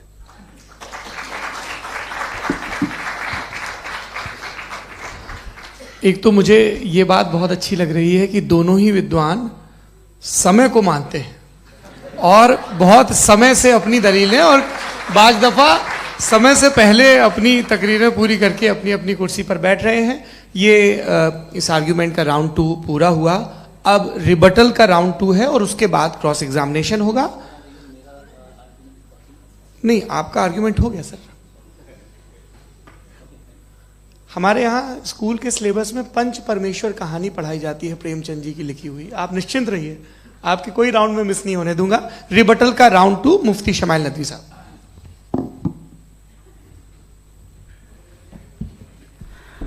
असल में जो हकीकी प्रॉब्लम है, असल प्रॉब्लम है वो ये है कि जावेद साहब के पास कॉन्सेप्ट ऑफ गॉड क्लियर नहीं है। इन्होंने कहा कि कायनात से पहले खुदा तो था, तब भी तो टाइम होगा। ये टाइम कायनात का हिस्सा है। हम खुदा, उस खुदा को मानते हैं नेसेसरी बीइंग का टाइमलेस होना जरूरी है, चूंकि वो टाइम का क्रिएटर है। जब उसने टाइम को क्रिएट किया तो वो खुद टाइम पे कैसे होगा? उसने जब स्पेस को क्रिएट किया तो खुद स्पेस में कैसे होगा? अगर वो टाइम एंड स्पेस को पहले से ही उसका पाबंद है तो फिर किस चीज को उसने क्रिएट किया? लिहाजा ये सवाल गलत है कि खुदा था तो टाइम होगा। बिल्कुल नहीं, टाइम के पाबंद हम है, खुदा नहीं है। हम फिजिकल वर्ल्ड से ताल्लुक रखते हैं, वो मेटाफिजिकल रियलिटी है। दूसरी चीज इन्होंने मिसाल दी कि चाय की केतली हवा में घूम रही होगी, और पता नहीं शायद वो बर्टन रसल का उन्होंने हवाला दिया। बहरहाल यही प्रॉब्लम है। प्रॉब्लम यही है कि हम चीजों के दरमियान डिफरेंशिएट नहीं कर पाते। ये जो आपने मिसाल दी ये इमेजिनेशन है, और मैं जो साबित कर रहा हूं वो लॉजिकल नेसेसिटी है। आप इमेजिन करना है तो कुछ भी करें, जुपिटर में पिंक एलिफेंट होगा, यूनिकॉर्न होगा, करें, उससे कायनात पे क्या फर्क पड़ता है? उससे आप लॉजिकल नेसेसिटी साबित नहीं कर सकते। मैं तो उस प्राइम कॉज की बात कर रहा हूं, उस नेसेसरी बीइंग की बात कर रहा हूं जिसके बगैर इस कायनात का एग्जिस्टेंस मुमकिन नहीं है। दूसरी चीज, मजहब को साइंस चैलेंज करती है वगैरह वगैरह, ये हमारा टॉपिक ही नहीं है। मैं इस पे बात करूंगा तो फिर मेरा वक्त चला जाएगा। मजहब के ऊपर चूंकि हमारी डिस्कशन नहीं है, साइंस को मजहब और बिलखुसूस मैं और हमारा वर्ल्ड व्यू कम अज कम साइंस को पीछे नहीं करता है, साइंटिज्म की मजम्मत करता है। इसकी वजाहत मैंने पहले कर दी।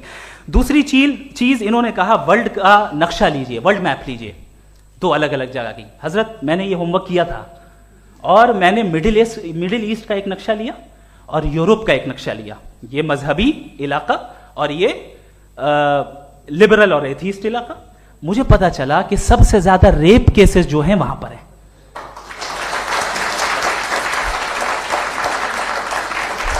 मुझे ये पता चला यूएन की रिपोर्ट के मुताबिक, मैं ये अपने घर से नहीं लेके आ रहा, कि जो वर्किंग वुमेन है यूरोपियन कंट्रीज में, उसमें 81% वुमेन सेक्सुअल हैरेसमेंट का वर्क में शुमार हो रही है। ये मिडिल ईस्ट में नहीं हो रहा है, वो मजहबी लोग हैं इसलिए नहीं हो रहा है।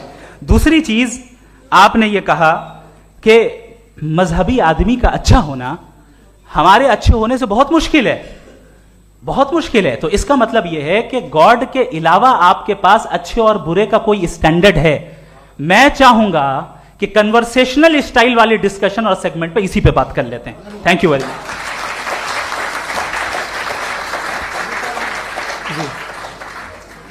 ये रिबटल का राउंड 2 है। आपके पास 5 मिनट का वक्त है, और इसके बाद क्रॉस एग्जामिनेशन शुरू करेंगे। आप चाहें तो जो इन्होंने सवाल पूछे उनके जवाब आप रिबटल में भी दे सकते हैं। जी जी, देखिए, पहले तो ये बात कि ये मिसाल गलत नहीं है, गलत है।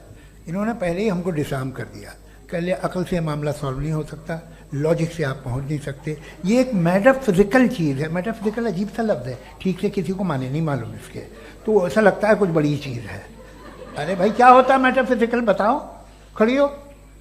ये एक लफ्ज़ है जो कहीं भी इस्तेमाल हो जाता है। जब आप एक बात कर रहे हैं और आप मुझसे बहस कर रहे हैं तो मुझे मेटाफिजिकल मत बताइए, आप लॉजिकली मुझे प्रूफ किए। और अगर लॉजिकली आप नहीं बात करते साहब ये मेटाफिजिकल है, तो फिर हम आप बात क्या कर रहे हैं? मेरा आपका किस ज़बान में कॉन्वर्सेशन होगा? और ये कहना कि वक्त पहले नहीं था, तो फिर क्यों कहते हैं ये हमेशा से और हमेशा रहेगा? हमेशा वक्त है, तो आप कैसे कहते हैं वो हमेशा से है और हमेशा रहेगा? हमेशा का मतलब है कोई वक्त, अगर वक्त ही नहीं है तो हमेशा कैसे? बाहर वो रहेगा। अब मैं ये देखता हूँ, आपने कहा ना कि वहाँ रेप ज़्यादा होते हैं, तो हम एक बात देखते हैं कि ये दुनिया जिस पे वो कादर मुतलक है, जिसकी मर्जी के बगैर पत्ता भी नहीं हिलता, ओमनीपोटेंट है, ये दुनिया चल कैसे रही है? और इस दुनिया का हाल क्या है? 45,000 बच्चे जो 10 साल की उम्र से कम थे वो गाजा में मरे। भूख से काला हांडी में बच्चे मरते हैं और डिप्थेरिया से मरते हैं। डिप्थेरिया अजीब मर्ज है, गले में जाली मरना शुरू होती है, बच्चा नीला हो जाता है, गरीब का बच्चा, इसलिए कि उपास इलाज में। ये कादर मुतलक है जो चाहे कर दे, इससे आप दुआएं मांगते हैं हमारी ये काम कर दे वो कर दे, तो इसका मतलब डे टू डे लाइफ में वो इंटरफेयर करता है और ये देख रहा है वो। अगर वो वाकई भी है फॉर डिस्कशन से, तो मैं जब दुनिया देखता हूं तो मेरे दिल में उसके लिए कोई इज्जत नहीं पैदा होती। ये क्या कर रहे हो तुम पूरे ऑल पावरफुल हो, ओमनीपोटेंट हो, ओमनी प्रेजेंट हो। तुम तो वहां गाजा में रहे होगे ना, तुम हर जगह हो। तुम देख रहे थे कि बच्चे की कैसे धज्जियां उड़ रही, तुम देख रहे थे और तुम चाहते हो मैं तुम्हारी परस्तिश करूंगा, तुम हो भी। अरे यार, इसके अच्छे तो हमारे चीफ प्राइम मिनिस्टर हैं, कुछ तो ख्याल करते हैं। कमाल है, आप किसकी इबादत कर रहे हैं? अगर वो है भी, ये दुनिया नाइंसाफी से, जुल्म से, जबर से, तशद्दुद से भरी हुई है। और आप ये मत कहिएगा कि वो देख रहा है और वो बताएगा एक दिन। अगर वो देख रहा है और इंटरफेयर नहीं करता तो आप दुआ क्यों मांगते? आप कहते हैं मेरा ये काम करा दे, इसके मतलब है वो दखल दे सकता है, वो आपको नौकरी दिलवा सकता है, भले दूसरे आदमी को न मिले, मगर आपका काम कर देगा चूंकि आपने दुआ मांगी है। तो जब वो आपको नौकरी दिला सकता है, लड़की की शादी कर सकता है, बेटे को ग्रीन कार्ड दिलवा सकता है, तो कम से कम ये जो मर रहे हैं बच्चे, इनको रोक दे, कुछ तो करे। मुझे तो दुनिया में, इस दुनिया का कोई मालिक है, इसका ओमनीपोटेंट कोई रूलर है, और ये दुनिया ऐसी चल रही है। मैं तो चाहूंगा कि भाई ना हो, अगर हो तो बड़ी शर्मिंदगी की बात है। शुक्रिया।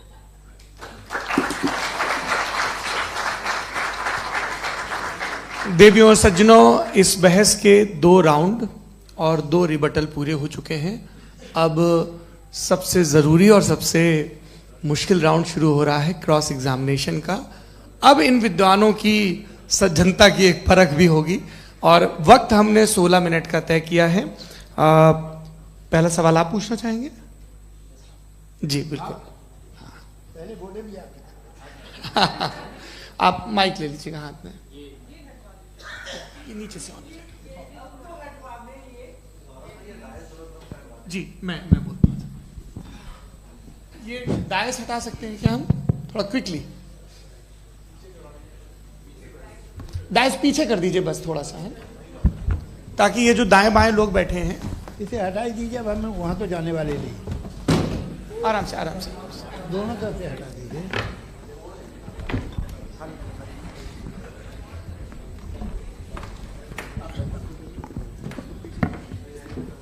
इस बीच आप लोग भी अपने अपने सवाल तैयार कर लें। ये ध्यान रखेंगे कि मैं यहाँ से सवाल लूँगा, आप लोगों को अपना हाथ ऊपर करना है, अपना नाम बताना है और अधिकतम 3 वाक्यों में अपना सवाल पूरा करना है।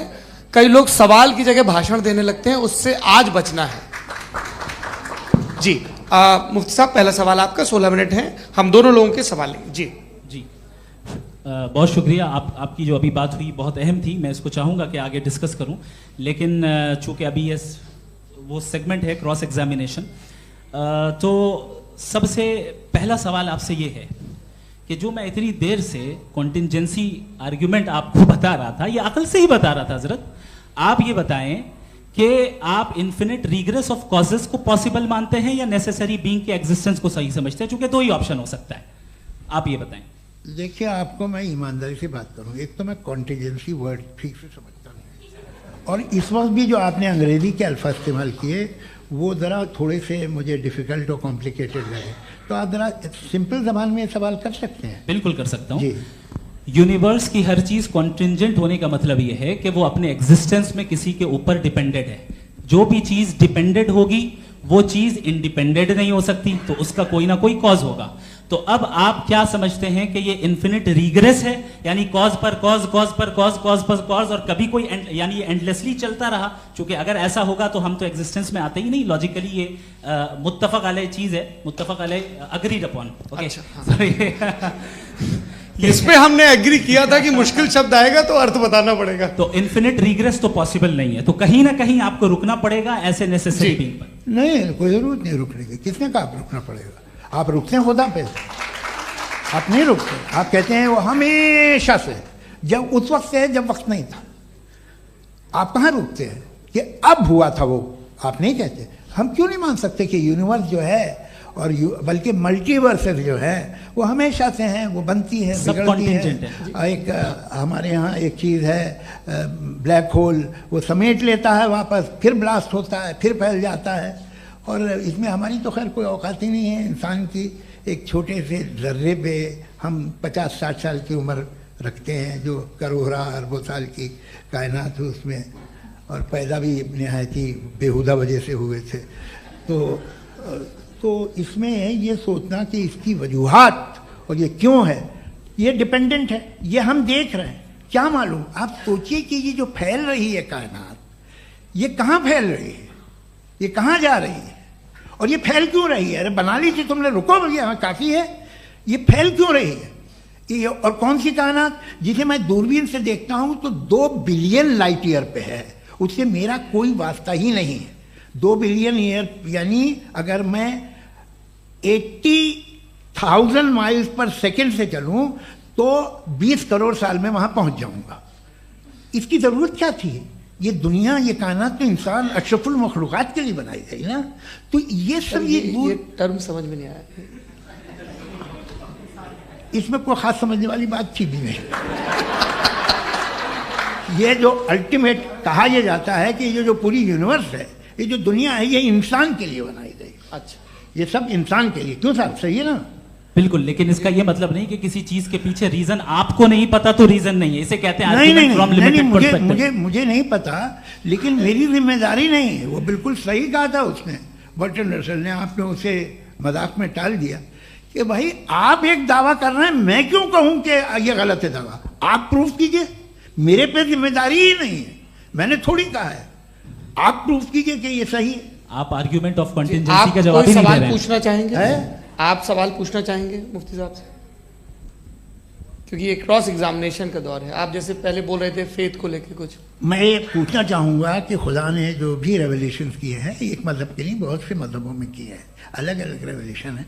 कहीं कुछ एक बातें हैं, कॉन्ट्रडिक्शन भी है आपस में, कहीं कुछ आप कर सकते हैं, कहीं कुछ नहीं कर सकते। ऐसा नहीं है कि सबकी कोड ऑफ मॉरल एक है। तो ये किस्सा क्या है?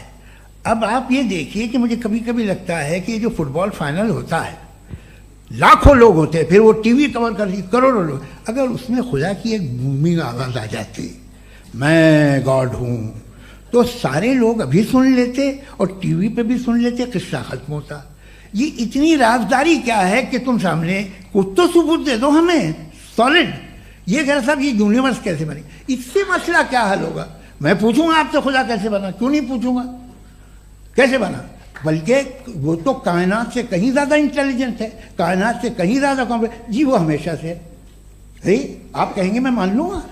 अच्छा, दोयम वो कादिर मुतलक, यानी कादिर मुतलक का मतलब ओमनीपोटेंट, वो जो चाहे कर सकता है। आपको नौकरी दिलवा सकता है, आपकी अच्छी जगह शादी करवा सकता है, आपके पड़ोसी का मुकदमा हरवा सकता है, आपको जिता सकता है, सब काम करता है। थोड़ा सा माइक क्लोज जी। वो इस दुनिया को चला कैसे रहा है? ये दुनिया कैसे चल रही है? आपको इस पर हैरत नहीं होती?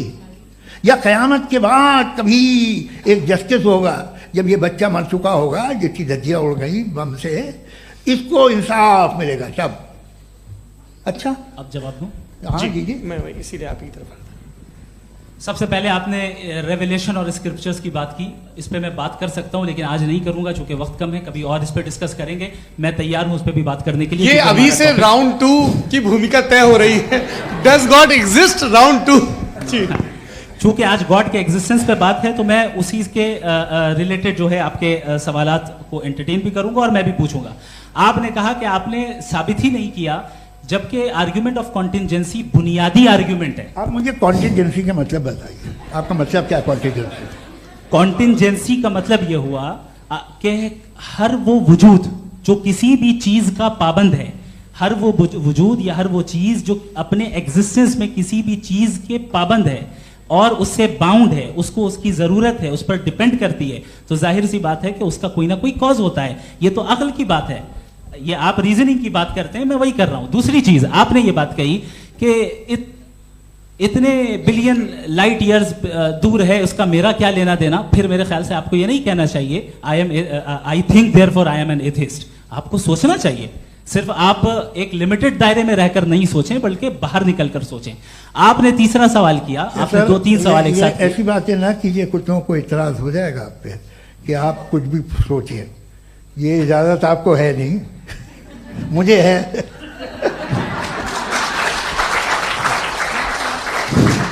जी, आपने प्रॉब्लम ऑफ इविल के ताल्लुक से सवाल किया और बार बार आप एक लफ्ज रिपीट कर रहे हैं कि ओमनीपोटेंट गॉड है। ऑल पावरफुल गॉड है। यही तो दरअसल समझना है कि गॉड का कॉन्सेप्ट क्या है। प्रॉब्लम ऑफ इविल जो है, प्रॉब्लम ऑफ इविल दर हकीकत दो असम्पशंस पर कायम है। अगर आप इन दो असम्पशंस को समझ जाएं तो ये प्रॉब्लम नहीं रहेगी, आर्ग्यूमेंट आपको समझ में आ जाएगी कि ये कोलैप्स कर जाता है। पॉइंट नंबर 1, यानी जो आपका सबसे पहला फॉल्स असम्पशन है कि गॉड मर्सीफुल है, ओमनीपोटेंट है, दुनिया में जुल्म हो रहा है। लेकिन आपको यह समझना चाहिए कि हमारे वर्ल्ड व्यू के मुताबिक गॉड सिर्फ ओमनीपोटेंट और सिर्फ मर्सीफुल नहीं है, बल्कि वो ऑल वाइज भी है और वो ऑल नोइंग भी है। उसके हर काम के पीछे हिकमत और विजडम है। ये कोई जरूरी नहीं है कि वो हिकमत और विजडम आपको समझ में आए या मुझे समझ में आए। अगर आप जो समझ रहे हैं उसके मुताबिक आप फैसला कर रहे हैं, ये लिमिटेड पर्सपेक्टिव से आर्गुमेंट है। और इस चीज को हम अपनी दुनिया में, अपने लाइफ में, डेली लाइफ में इस प्रिंसिपल को एक्सेप्ट करते हैं। हम जब किसी डॉक्टर के पास जाते हैं, डॉक्टर के पास जाकर वो अगर उसने हमें कोई दवाई दी है तो हम ये तो नहीं कहते कि जब तक आपके पास जितना नॉलेज और जितना विजडम नहीं है, आपने क्यों ये दवाई दी है, तब तक हम इस चीज को एक्सेप्ट नहीं करेंगे। नहीं कहते, हम उसकी अथॉरिटी को तस्लीम करते हैं। क्यों? क्योंकि उसकी हम जानते हैं कि वो नॉलेजेबल है, वो विजडम वाला है, हमसे ज्यादा नॉलेज और हमसे ज्यादा विजडम है। बताएं सर। नहीं, डॉक्टर में और खुदा में बड़ा डिफरेंस है। डॉक्टर पढ़ा लिखा होता है एक, तो मैं उसकी बात सुनूंगा। दोयम ये नहीं, कुछ जवाब तो ये भी नहीं है सर। प्लीज, अगर सब ऑडियंस से बोलने लगेंगे तो फिर मतलब नहीं सिविलाइज्ड बहस का। मतलब आप ये कहें कि चूंकि आप डॉक्टर पे बिलीव करते हैं इसलिए खुदा पे बिलीव किए, क्या ये मिसाल आपको समझाने के लिए आर्गुमेंट है, इस पे आपको एतराज नहीं है। तो सिंपल बात ये है कि मैं अगर ये यकीन कर लूँ कि एक ओमनीपोटेंट, उसकी मसलहत है, ये जो बच्चे मर रहे हैं ये मसलहत है उसकी, मुझे नहीं चाहिए थी मसलहत। उसकी मसलहत नहीं, यही तो समझना है, मतलब एक्सपीरियंस। अच्छा, इस आपने अभी मेरी बात पूरी सुनी नहीं। मैंने कहा आपका पूरा आर्ग्यूमेंट दो फॉल्स असम्पशंस पर है। एक फॉल्स असम्पशन मैंने बता दिया, दूसरा फॉल्स असम्पशन यह है कि इस दुनिया में इविल के होने का कोई गुड रीजन नहीं है, जबकि हमारे पास बाज रीजंस मौजूद हैं, हमारे पास बाज वजूहात मौजूद हैं। अगर इस दुनिया में इविल ना हो तो आप गुड को डिफाइन कैसे करेंगे? अगर जुल्म ना हो आप इंसाफ को समझेंगे कैसे? अगर तारीकी ना हो तो आप लाइट को समझेंगे कैसे? बहुत अच्छे। अभी और सुन लें, अभी और बाकी है। ये तो बात बहुत पसंद आई साहब मुझे, कि जब तक रेप ना हो तब तक औरतों की इज्जत का ख्याल आपने मेरा जवाब पूरा सुना ही नहीं। जब तक के बच्चों का कत्ल ना किया जाए तब तक आपको बच्चों की मासूमियत की इज्जत। आपने पूरा जवाब सुना ही नहीं। क्या बात है, क्या आपने नुक्ता निकाला? आपने पूरा जवाब सुना ही नहीं। आप सुन लें, मेरी बात सुन लें। ये मैंने आपको एक चीज बताई। दूसरी चीज, इस दुनिया में हम आए हैं टेस्ट के लिए, हमारा टेस्ट हो रहा है और हर इंसान का अलग अलग अंदाज में टेस्ट होता है। और इस दुनिया में अगर इविल मौजूद है तो वो इविल जरिया है हमारे अंदर ह्यूमन नोबल क्वालिटीज को डेवलप करने का और अलग अलग फील्ड में प्रोग्रेस करने का। और अगर हमारे अंदर और इस दुनिया में इविल नहीं होता तो बताइए टेस्ट का मतलब क्या होता? अगर मैं अपने स्टूडेंट को एमसीक्यूज दूं और उसमें सिर्फ राइट आंसर लिख कर दे दूं और कहूं तुम्हारा टेस्ट हो गया, ये मीनिंगलेस है। इस दुनिया में अगर हम टेस्ट के लिए आए हैं तो जाहिर है गुड एंड इविल दोनों मौजूद है। तो अगर गुड एंड इविल दोनों मौजूद है तो ये इविल भी खुदा का बनाया हुआ है। जी हाँ, खुदा का बनाया हुआ है। लेकिन अच्छा, चलो अच्छी बात। जी बिल्कुल, तो बिल्कुल खुदा ने बनाया। अभी तो ये है कि जो मेजॉरिटी है दुनिया में वो इविल है, तो ये खुदा एक्चुअली इविल के साइड पे लग रहा है मुझे। बिल्कुल भी नहीं, मैं बता मेजॉरिटी में तो वो है। क्या बात कर रहे हैं भाई आप? कोई भी जो मुंसिफ होगा, चाहे आपका अपना घर हो जिसके आप सबसे बड़े हैं, चाहे आपकी ऑर्गेनाइजेशन हो जो आप चलाते हैं, वहां पर आप इविल रखेंगे साबित करने को कि बाकी लोग शरीफ हैं। मेरी बात सुनिए, क्या ये आर्ग्यूमेंट ही गलत है? अगर कि जब तक के कोई इविल नहीं होगा तब तक के शरीफ आदमी शरीफ नहीं लगेगा। अगर एग्जामिनर गलत ऑप्शन दे रहा है तो एग्जामिनर इविल नहीं हो गया, जो गलत ऑप्शन को सेलेक्ट कर रहा है वो फेल होगा। क्रिएटर ने इविल को बनाया है लेकिन वो इविल नहीं है। अच्छा सुनिए मेरी बात, लेट मी कंप्लीट सर। जी जी। क्रिएटर ने इविल को बनाया है टेस्ट के लिए, वो इविल नहीं है। इविल वो होगा जो उसे इख्तियार करेगा। छुरी को बनाने वाला गलत नहीं होता है, छुरी का गलत इस्तेमाल करने वाला गलत होता है। रेप को कैसे गलत इस्तेमाल करते हैं? रेप इंसान के फ्री विल का नतीजा है। ये रेप कैसे गलत इस्तेमाल होता है? ये मुझे अब सुन लें, अब सुन लें। गलत इस्तेमाल होता है। हाँ मैं बता रहा हूँ ना, कैसे गलत? मैं बता रहा हूँ कि जो इविल इस दुनिया में मौजूद है उसके कई सारे तरीके हैं। एक तरीका इंसान का अपना फ्री विल है। अब अगर कोई रेपिस्ट रेप कर रहा है तो इसका गॉड का कसूर नहीं है, वो अपने फ्री विल का गलत इस्तेमाल कर रहा है, उसको सजा मिलनी चाहिए। अच्छा, और उसी के लिए जहन्नम बनाई गई है। ये फ्री विल का भी बड़ा चक्कर। आप जब कोई बुरा काम करते हैं या कोई बुराई होती है तो ये कहा जाता है कि ये फ्री विल है। 7 billion free wills are moving on this planet. 7 billion free will. और एक आदमी अपनी फ्री विल से मुझे कत्ल कर दे तो मैं खुदा की मर्जी से मरा हूं कि इसकी फ्री विल की वजह से। मेरी मौत खुदा के हाथ है या ये फ्री विल वाले के हाथ है? खुदा ने फ्री विल का निजाम बनाया है और उस निजाम का गलत इस्तेमाल करके कोई आपको मार रहा है, इस्तेमाल करके मेरा कत्ल कर देता है। अब मेरी मौत का जिम्मेदार कौन है? वो इंसान जिम्मेदार है। वो इंसान। जी। तो ये कहना कि और उसको सजा मिलेगी। तो अब आप आगे चलिए कि ये तय करना कि अल्लाह ही या खुदा, सॉरी अल्लाह ने, खुदा ही जिंदगी देता है, खुदा ही मौत देता है, ये गलत है। बिल्कुल गलत नहीं है। हाँ, नहीं, निजाम उसी ने बनाया फ्री विल का। निजाम मौत और हयात का उसी ने बनाया। You are contradicting yourself. अभी आपने कहा कि एक आदमी ने फ्री विल से आपको मार दिया, इसमें उसे फ्री विल दी गई थी, उसने गलत इस्तेमाल किया। 7 billion free wills are moving on this planet और आप चाह रहे हैं कि मैं सिर्फ खुदा का ध्यान करूं। ये 7 बिलियन फ्री विल्स को मुझे लुक आफ्टर करना पड़ेगा कि नहीं? ये तो तबाहियां कर रही हैं और तबाहियां ज्यादा हो रही हैं। बिल्कुल। तो अगर आप बताएं अगर खुदा नहीं है फॉर एग्जाम्पल, तो आप इविल को कैसे डिसाइड करेंगे? यानी how can you define evil objectively without God? देखिए, दुनिया में 2 तरह के जानवर हैं। एक जो अकेले रहते हैं जंगल में और एक जो ग्रुप्स में रहते हैं। ग्रुप में जो भी रहेगा, चाहे वो आपका फाउंडेशन हो, चाहे कोई क्लब हो, चाहे कोई पॉलिटिकल पार्टी हो, चाहे कोई यूनिट हो, उसमें आपको इंटरैक्ट करने के रूल बनाने पड़ेंगे। यानी लोग तय करेंगे। लोग तय करेंगे। अगर लोगों ने यह तय किया कि किसी का रेप करना सही है, आप जस्टिफाई करेंगे? नहीं, आपका फाउंडेशन तो ये हो गया ना कि लोग ही विल डिसाइड करेंगे। नहीं। अरे दुनिया में ऐसे ग्रुप्स हैं जो रेप को जायज मानते हैं सर्टेन हालात में। मैं डिटेल में नहीं जानूंगा, आप भी जानते हैं। ये जो आईसिस वाले थे जिन्होंने क्या किया था, तो उन्होंने क्या किया उसका खुदा से कोई ताल्लुक नहीं है सर। मैंने सिंपल सवाल किया कि इविल को आप डिफाइन करते कैसे हैं? आगे वापस आइए जी। आप साथ में तभी रह सकते हैं जब कुछ आप ऐसे उसूल डेवलप करें जिसमें हर एक का बेसिक तहफ़्फ़ुज़, हर एक का बेसिक राइट हो और हर एक को कोई आराम मिले। यही तरीका है किसी भी ऑर्गेनाइजेशन जिसमें एक से ज़्यादा लोग हैं और वो ऐसे चलती है ज़िंदगी। उसमें अगर आप गड़बड़ करेंगे तो तबाही होगी, नुकसान होगा, बर्बादियाँ आएंगी।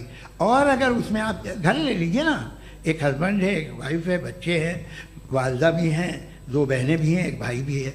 अब इसमें कोई निज़ाम आपको चाहिए साथ में रहने का और एक दूसरे पे भरोसा रहे, एक दूसरे के बहीख्वाह हों, एक दूसरे की मदद करें, ऐसी जिंदगी। सर आपकी बात आ गई। आप ये कह रहे हैं कि लोग डिसाइड करेंगे क्या सही है क्या गलत है, यही है? मेजॉरिटी डिसाइड करेगी क्या सही है क्या गलत है? अरे भाई बिल्कुल। मेजॉरिटी अगर ये कहे कि नाजी जर्मनी के साथ जिस तरह मेजॉरिटी थी कि जेनोसाइड करना सही, आप जस्टिफाई करेंगे?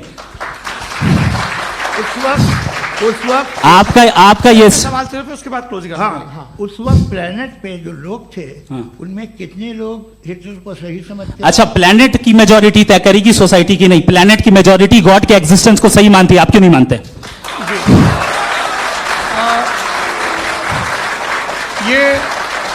हेलो ये क्रॉस क्वेश्चन का राउंड यहां पर समाप्त होता है। और ये बड़ा अच्छा है कि इस तरह से फ्रेगमेंट कर दिया गया है ताकि जो मरकरी ऊपर जा रहा है नीचे जवाब दे दूं। जी। प्लेनेट की ज़्यादातर मेजॉरिटी कुछ दूसरे मजहबों के खुदा को मानती है। आप उन्हें क्यों नहीं? आप तो मेजॉरिटी की बात कर रहे हैं। ये क्लोजिंग आप ये कह रहे हैं इविल और गुड को डिसाइड मेजॉरिटी करेगी। मेजॉरिटी जो कर दे वो सही हो जाएगा। क्लोजिंग इसको जैसा आप ही लोगों ने तय किया है उसी फॉर्मेट को फॉलो कर लेते हैं। हाँ भाई, मैंने तो भले लोगों पे एतबार किया और तब मॉडरेशन तय किया। जी, आपके पास 5 मिनट का वक्त है, क्लोजिंग आर्ग्यूमेंट है, उसके बाद हम ऑडियंस से क्वेश्चन आंसर लेंगे जावेद साहब की क्लोजिंग आर्ग्यूमेंट के बाद। ओके, बहुत शुक्रिया जी। हमारा जो टॉपिक है डज गॉड एग्जिस्ट, मैं इस पे इतने एकेडमिक तैयारी करके आया था, मुझे था कि मैंने सोचा था कि कई सारे मैं आर्ग्यूमेंट्स दूंगा, लेकिन वक्त की भी किल्लत और जावेद साहब बार बार इधर उधर चले जा रहे थे तो उसको भी थोड़ा एंटरटेन करना पड़ गया। डज गॉड एग्जिस्ट पे मैं एक ही आर्ग्यूमेंट दे पाया। आर्ग्यूमेंट्स बहुत हैं और डेफिनेटिव आर्ग्यूमेंट्स हैं, और मेरे आर्ग्यूमेंट को किसी एक राउंड में भी इन्होंने एंटरटेन नहीं किया और रेफ्यूट नहीं किया, एक राउंड में भी नहीं, एक राउंड में भी नहीं। और ना ही अभी आपका क्लोजिंग आर्गुमेंट आएगा, नहीं वो बता देना। Argument of contingency sir. अरे मैं आपसे कई बार कह चुका हूँ कंटीजेंसी का मतलब अब मैं कैसे समझाऊं आपको आपस में? हाँ, आप और कितने आसानी से समझाऊं मैं, मुझे तो नहीं समझ में आ रहा है। आप अपनी आर्ग्यूमेंट ऑफ कंटीजेंसी उर्दू में बोल सकते हैं। हाँ, आप अपनी बात पूरी कर लें जी, आखिरी 4 मिनट। दूसरी चीज, just a minute please ma'am, can I talk? दूसरी चीज ये है कि आपने एक तो इसका जवाब नहीं दिया, दूसरा आपने गॉड के ना होने पर कोई डेफिनेटिव आर्ग्यूमेंट नहीं दिया, सिर्फ मजहब पे बात कर रहे हैं आप। मजहब तो आज हमारा टॉपिक ही नहीं था। आज तो हमारा टॉपिक हो, आप मजहब से ले लेकर आईएस तक चले गए। भाई हमारा क्या ताल्लुक है उससे? We condemn them. और उसका गॉड से क्या ताल्लुक है? अगर कोई गलत काम कर रहा है, किसी ने किसी को कत्ल किया, किसी ने किसी का रेप किया, उसको सजा मिलनी चाहिए। और आपके पास कोई भी rational strong foundation of morality नहीं है। आपने कहा कि मेजॉरिटी तय करेगी सोसाइटी की, वो सही होगा। मैंने कहा हिटलर को फिर आप सही कहेंगे, नहीं, प्लैनेट की सोसाइटी की मेजॉरिटी तय करेगी। तो प्लैनेट की मेजॉरिटी गॉड के एग्जिस्टेंस को मानती है, आप कह रहे हैं ये रिलीजियस है। तो यानी आपके पास कोई स्ट्रॉन्ग फाउंडेशन नहीं है ऑब्जेक्टिव मोरालिटी का। ऑब्जेक्टिव मोरालिटी का अगर कोई फाउंडेशन है तो वो सिर्फ गॉड है, गॉड है, गॉड है। थैंक यू जी। ये मुफ्ती शमाइल नदवी साहब का क्लोजिंग आर्ग्यूमेंट था। अब हमारे पास जी ये बड़ा अच्छा है कि दोनों लोगों को मॉडरेटर से शिकायत भी और बोल रहे भाई हमारी शाबाशी भी तो करते चलो।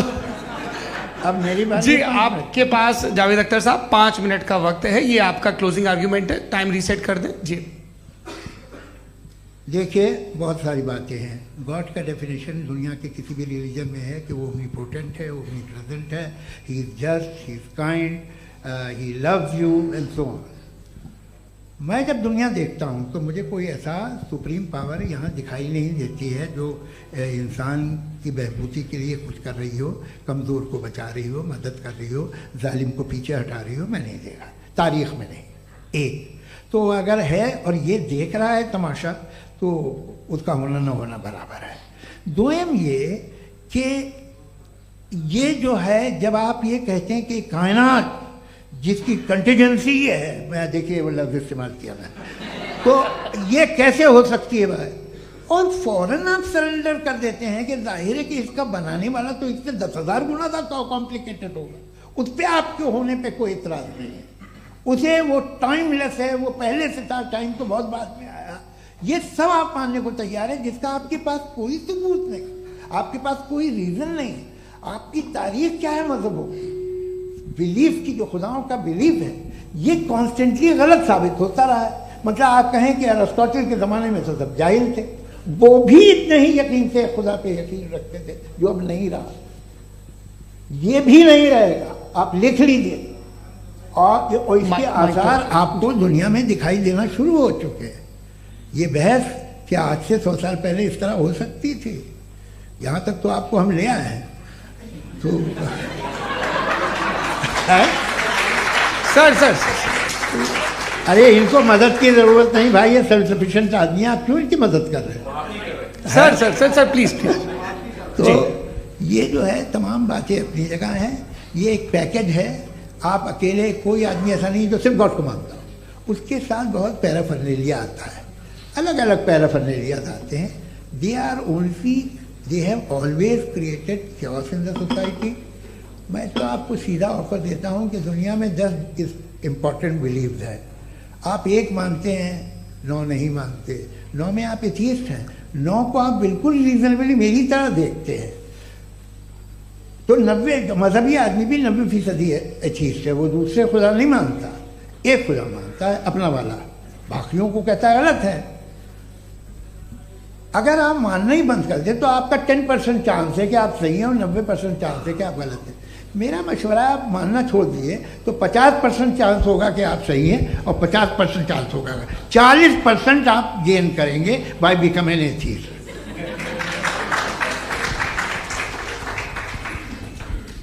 ये एक फरसूदा ख्याल है, ये ख़त्म हो रहा है। हो सकता है मेरी ज़िंदगी में ना हो, लेकिन ये हो जाएगा। जो बातें ये इनको आप मेटाफिज़िकल ये वो ऐसे रिस्पेक्टेबल टर्म दे दिए, ये तो उन लोग के हैं जिन्हें ना फिज़िक्स मालूम थी ना मेटा मालूम था, ये उन्होंने आपको दिए हैं। जी बहुत शुक्रिया आप दोनों लोगों का। और अब इस बातचीत का आखिरी राउंड शुरू होगा, डज गॉड एग्जिस्ट की ये बहस मुफ्ती शमाइल नदवी और जावेद अख्तर साहब के बीच। आप लोग अपने अपने हाथ ऊपर करेंगे, मैं यहाँ से तय करूँगा। और माइक हमारे पास है क्या? एक ही माइक है ऑडियंस के लिए? 2 माइक है, एक इस तरफ एक इस तरफ, ठीक है। तो जी सबसे पहले हमारी सहयोगी हैं मारिया शकील जी, पूछिए सवाल। थोड़ा सा रुकेंगे ताकि कैमरे का फ्रेम आप पर आ जाए, आपकी तो प्रैक्टिस है टीवी की। जी नदवी साहब, मैं खुदा को मानती हूँ, पहले मैं इसी प्रमाइस से शुरू कर रही हूँ और ये बता रही हूँ आपको, मैं मानती हूँ। लेकिन कुछ सवाल हैं जो जावेद साहब ने उठाया, उसका जवाब आपको देना चाहिए। पहला सवाल ये कि गज़ा में सालों से छोटे बच्चे मर रहे हैं, वो उनको अगर खुदा मर्सीफुल है, हम मानते हैं कि अल्लाह ताला में बहुत ताकत है, तो वो बच्चे क्यों मर रहे हैं?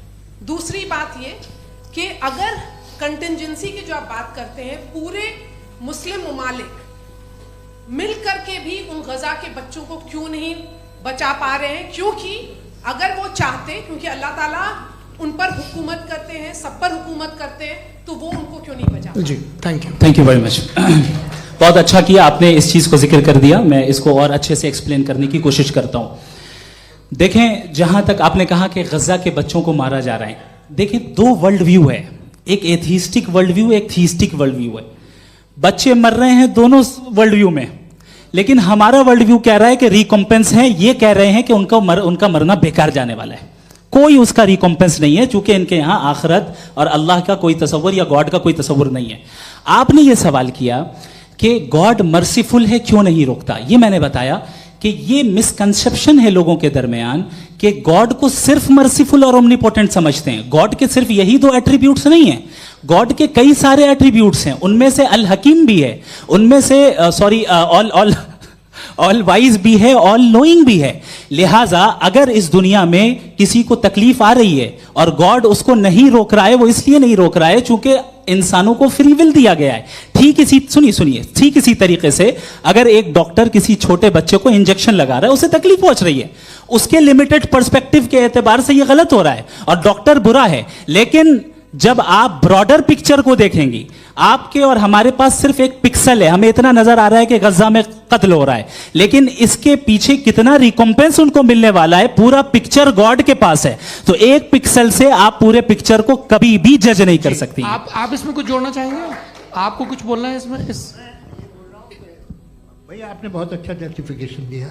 या आप वो जो वहाँ के प्राइम मिनिस्टर इजराइल के उन्हें भेजिए, वो बहुत खुश होंगे। आप जस्टिफिकेशन दे देना कि अगर गॉड नहीं है तो बच्चे क्यों मर रहे हैं, आप बताएं। वो ये सवाल पूछ रहे हैं कि अगर आप ईश्वर का अस्तित्व नहीं मानते हैं तो उन बच्चों की मौत को आप कैसे इंटरप्रेट करते हैं? भाई ये दुनिया जो है, जो ताकतवर लोग होते हैं वो एक नाइंसाफी करते हैं। तो ये अच्छा काम है आपके नजदीक, तो नेचर नाइंसाफी पे मबनी है। अरे मेरे भाई, आप नेचर की कहाँ बात कर रहे हैं, तो इंसान की बात जी, कर। तो फिर जब मैं इंसान की बात कर रहा था, आप नेचर की बात करने लग गए। क्रॉस एग्जामिनेशन नहीं। हाँ, अब आप मुझे बोलने नहीं देंगे तो अलग बात है, आप बोलिए, मुझे कोई जल्दी नहीं। जी नहीं, ये क्रॉस एग्जामिनेशन। मुझे बोल तो लेने दीजिए। जी बोलिए। क्या बात ये है कि ह्यूमन सोसाइटी तभी साथ में रह सकती है जब वो मोहब्बत से, एकता से, एक दूसरे के एहतराम करके रहे। इसके अलावा पॉसिबल नहीं है, अकेले तो इंसान रह नहीं सकता। वहाँ पर कुछ लोग हैं जो फाउल करते हैं, वो फाउल हमेशा से तारीख में होता आया है। आज ये हो रहा है, जो हो रहा है बहुत बुरा हो रहा है, बहुत जालिमाना है, बहुत जाबराना है। उसको आप कहें कि ये बच्चों को कॉम्पनसेशन मिल जाएगा या इसकी इंजेक्शन है, इंजेक्शन तो हेल्थ के लिए दिया जाता है। आप ये कह रहे हैं कि ये बच्चों की जो धज्जियां उड़ रही हैं ये इंजेक्शन है, ये टेस्ट है, ये टेस्ट है और उस टेस्ट में उनको ऐसा रिकॉम्पेंस मिलेगा जो आपके तसव्वुर के बाहर है। ये आप 3 बरस के बच्चे को बारूद से उड़ा के टेस्ट ले रहे हैं। वाह, वो नहीं ले रहा है, खुदा नहीं उड़ा रहा है, इजराइल उड़ा रहा है। जी, ये तो उसको कंडेम अगला सवाल लेते हैं प्रोफेसर पुरुषोत्तम अग्रवाल। मुफ्ती साहब, एक निवेदन आपसे है कि कम से कम थोड़ा सा माइक क्लोज एक रिलीजियस और फिलोसफिकल कर मैं प्लीज, एक रिलीजियस और फिलोसफिकल ट्रेडिशन है जो ब्रह्मांड को यानी यूनिवर्स को ही अंतिम मानती है। सर्वम खलु इदम ब्रह्मम, this is Chandogya Upanishad, and it completely rules out the existence और नेसेसिटी, आपके शब्दों में necessity of a creator, the creation itself is the creator. तो एक मिनट प्लीज। दूसरा जो सवाल आपने अभी, जो आप बार बार कह रहे हैं कि भगवान विद्वान भी है, वाइज, सब जानने वाला, तो अगर विजडम में दुनिया भर के पापों और अत्याचारों को बर्दाश्त करना शामिल है, तो फिर इसका मतलब ये हुआ कि अगर मैं फ्री विल से उसको अपोज करता हूं तो ईश्वर की विजडम और मेरी फ्री विल में कॉन्ट्राडिक्शन है। Because when I am opposing whatever is happening in Gaza, then I am opposing the God's will और गॉड्स विजडम। जवाब लेते हैं तो गॉड की विजडम में, एक मिनट सर प्लीज सर, ये एक जुमला, गॉड की विजडम है कि गाजा में जो कुछ हो रहा है वो हो रहा है, मैं उसका अपोज कर रहा हूं, तो मैं गॉड की विजडम के खिलाफ जा रहा हूं। एक सवाल। दूसरा ये नहीं, आपने दो ऑलरेडी, सर आप और सवाल कर लें, लेकिन मुझे दो जवाब दे सर, पहले आपने ये कहा, सुनिए मेरी बात सुनिए। भाई इजराइल के गॉड के मुताबिक तुम्हारा ठीक हो रहा है ना? नहीं हो रहा है, ठीक नहीं हो रहा है, मैं बता रहा हूं क्या हो रहा है, आप तशरीफ रखिए, मैं बता रहा हूं क्या हो रहा है। Let me complete please. एक सेकंड गाइस, एक सेकंड। ये देखिए, ऐसा है कि ये सब बड़ा आपस में विचार विमर्श के बाद ये तय हुआ था कि कुछ नियम बना लिए जाएं ताकि एक टाइम बाउंड बातचीत चले। और भाई साहब, आप बड़ा जरूरी काम कर रहे हैं, लेकिन कैमरे के फ्रेम में आके उस काम को गड़बड़ कर दे रहे हैं। ठीक है गुरु, अब मेरे को कहीं का गुस्सा कहीं निकालना था, सॉरी। नहीं, कोई गुस्सा नहीं है जी। तो प्रोफेसर ने सवाल पूछे, आप उनके जवाब दें, और थोड़ा ये सब लोग थोड़ा ख्याल रखें भाई, सवाल संक्षिप्त रखें जी। आपने दो सवाल किया। सबसे पहला ये कहा कि हमारे पास ये कॉन्सेप्ट है कि ये यूनिवर्स खुद नेसेसरी बीइंग है, creation itself is the creator. How irrational is this कि मैं एग्जिस्ट करूंगा बाद में, लेकिन अभी एग्जिस्ट कर भी रहा हूं, यानी एक ही टाइम में एग्जिस्ट भी कर रहे हैं, नहीं भी कर रहे हैं। This is not true. दूसरी चीज आपने कहा कि अगर इजराइल में, सॉरी माफ कीजिएगा, Israel doesn't exist, occupied Palestine में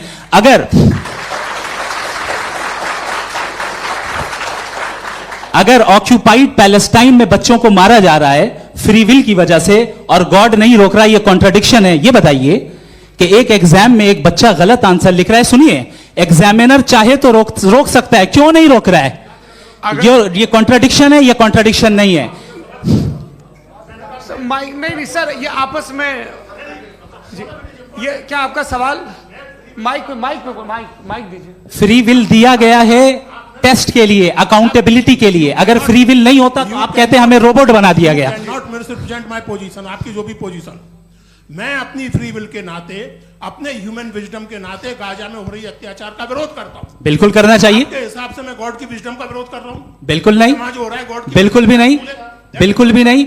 उसका वहां पर गाजा में कत्ल होना ये इंसानों के गलत इस्तेमाल का नतीजा है, फ्री विल के इस्तेमाल का नतीजा है। गॉड इसका हुक्म नहीं देता, उससे रोकता है। यही तो मसला है ना, आपके लिए कॉन्सेप्ट क्लियर है? नहीं भाई, आपने तो बताया था इंजेक्शन लगाने से बच्चे को तकलीफ होती है, ये इंजेक्शन लगा। सर आप ऐसे रेटोरिक स्टेटमेंट दे तब तो कोई मसला नहीं समझते रहेंगे। This is a rhetoric statement, this is not a logical argument sir. I am sorry, I am sorry. आखिरी 30 मिनट बड़े मुश्किल होने वाले हैं जी। मुफ्ती साहब आगे बैठे हैं, इनको माइक दीजिए। हाँ तरुण, माइक आप अपने पास रखिए, आपको कैमरे का फ्रेम पता है जी। सबसे पहले दोनों को मुबारकबाद। एक सर अपना आप नाम बता दें। आप अमेरिका में शिकागो में रहते हैं, इतना मुझे याद है। बताया आपको, यासिर नदीम अलवाजदी मेरा नाम है। जावेद सर, आपसे एक क्वेश्चन है इन्फिनिट रिग्रेस के ताल्लुक से। एक हाइपोथेटिकल सिनेरियो है, मसलन अगर आप सर माइक थोड़ा सा प्लीज क्लोज रखिए जी। अगर आप शायर इसलिए हैं कि आपके कोई उस्ताद शायर थे, और वो इसलिए शायर थे कि उनके कोई उस्ताद शायर थे, और इसी तरीके से हम माजी में पीछे चलते चलते चले जाएं और कहीं ना रुके, तो माफ कीजिएगा आप कभी शायर नहीं हो सकते। लेकिन आप शायर हैं, आपका शायर एग्जिस्ट करता है, इसका मतलब यह है कि आप कहीं ना कहीं रुके हैं। तो मेरा सवाल यह है कि क्या आप इन्फिनिट रिग्रेस ऑफ कॉजेस को लॉजिकल फैलेसी मानते हैं या नहीं मानते? हाँ या ना? मैं इन्हें लॉजिकल फैलेसी नहीं मानता हूँ, लेकिन मेरा प्रॉब्लम यह है कि जब मैं नहीं मानता हूँ तो I will continue with this logic जो फैलेसी नहीं हो। आप एक जगह रुक जाते हैं जाके, आप कहते हैं ये गेंद कैसे बनी, ये जजीरा कैसे बना, ये समंदर कैसे बना, ये ज़मीन कैसे बनी, और अचानक गॉड पे जाके आपको ब्रेक लग जाता है।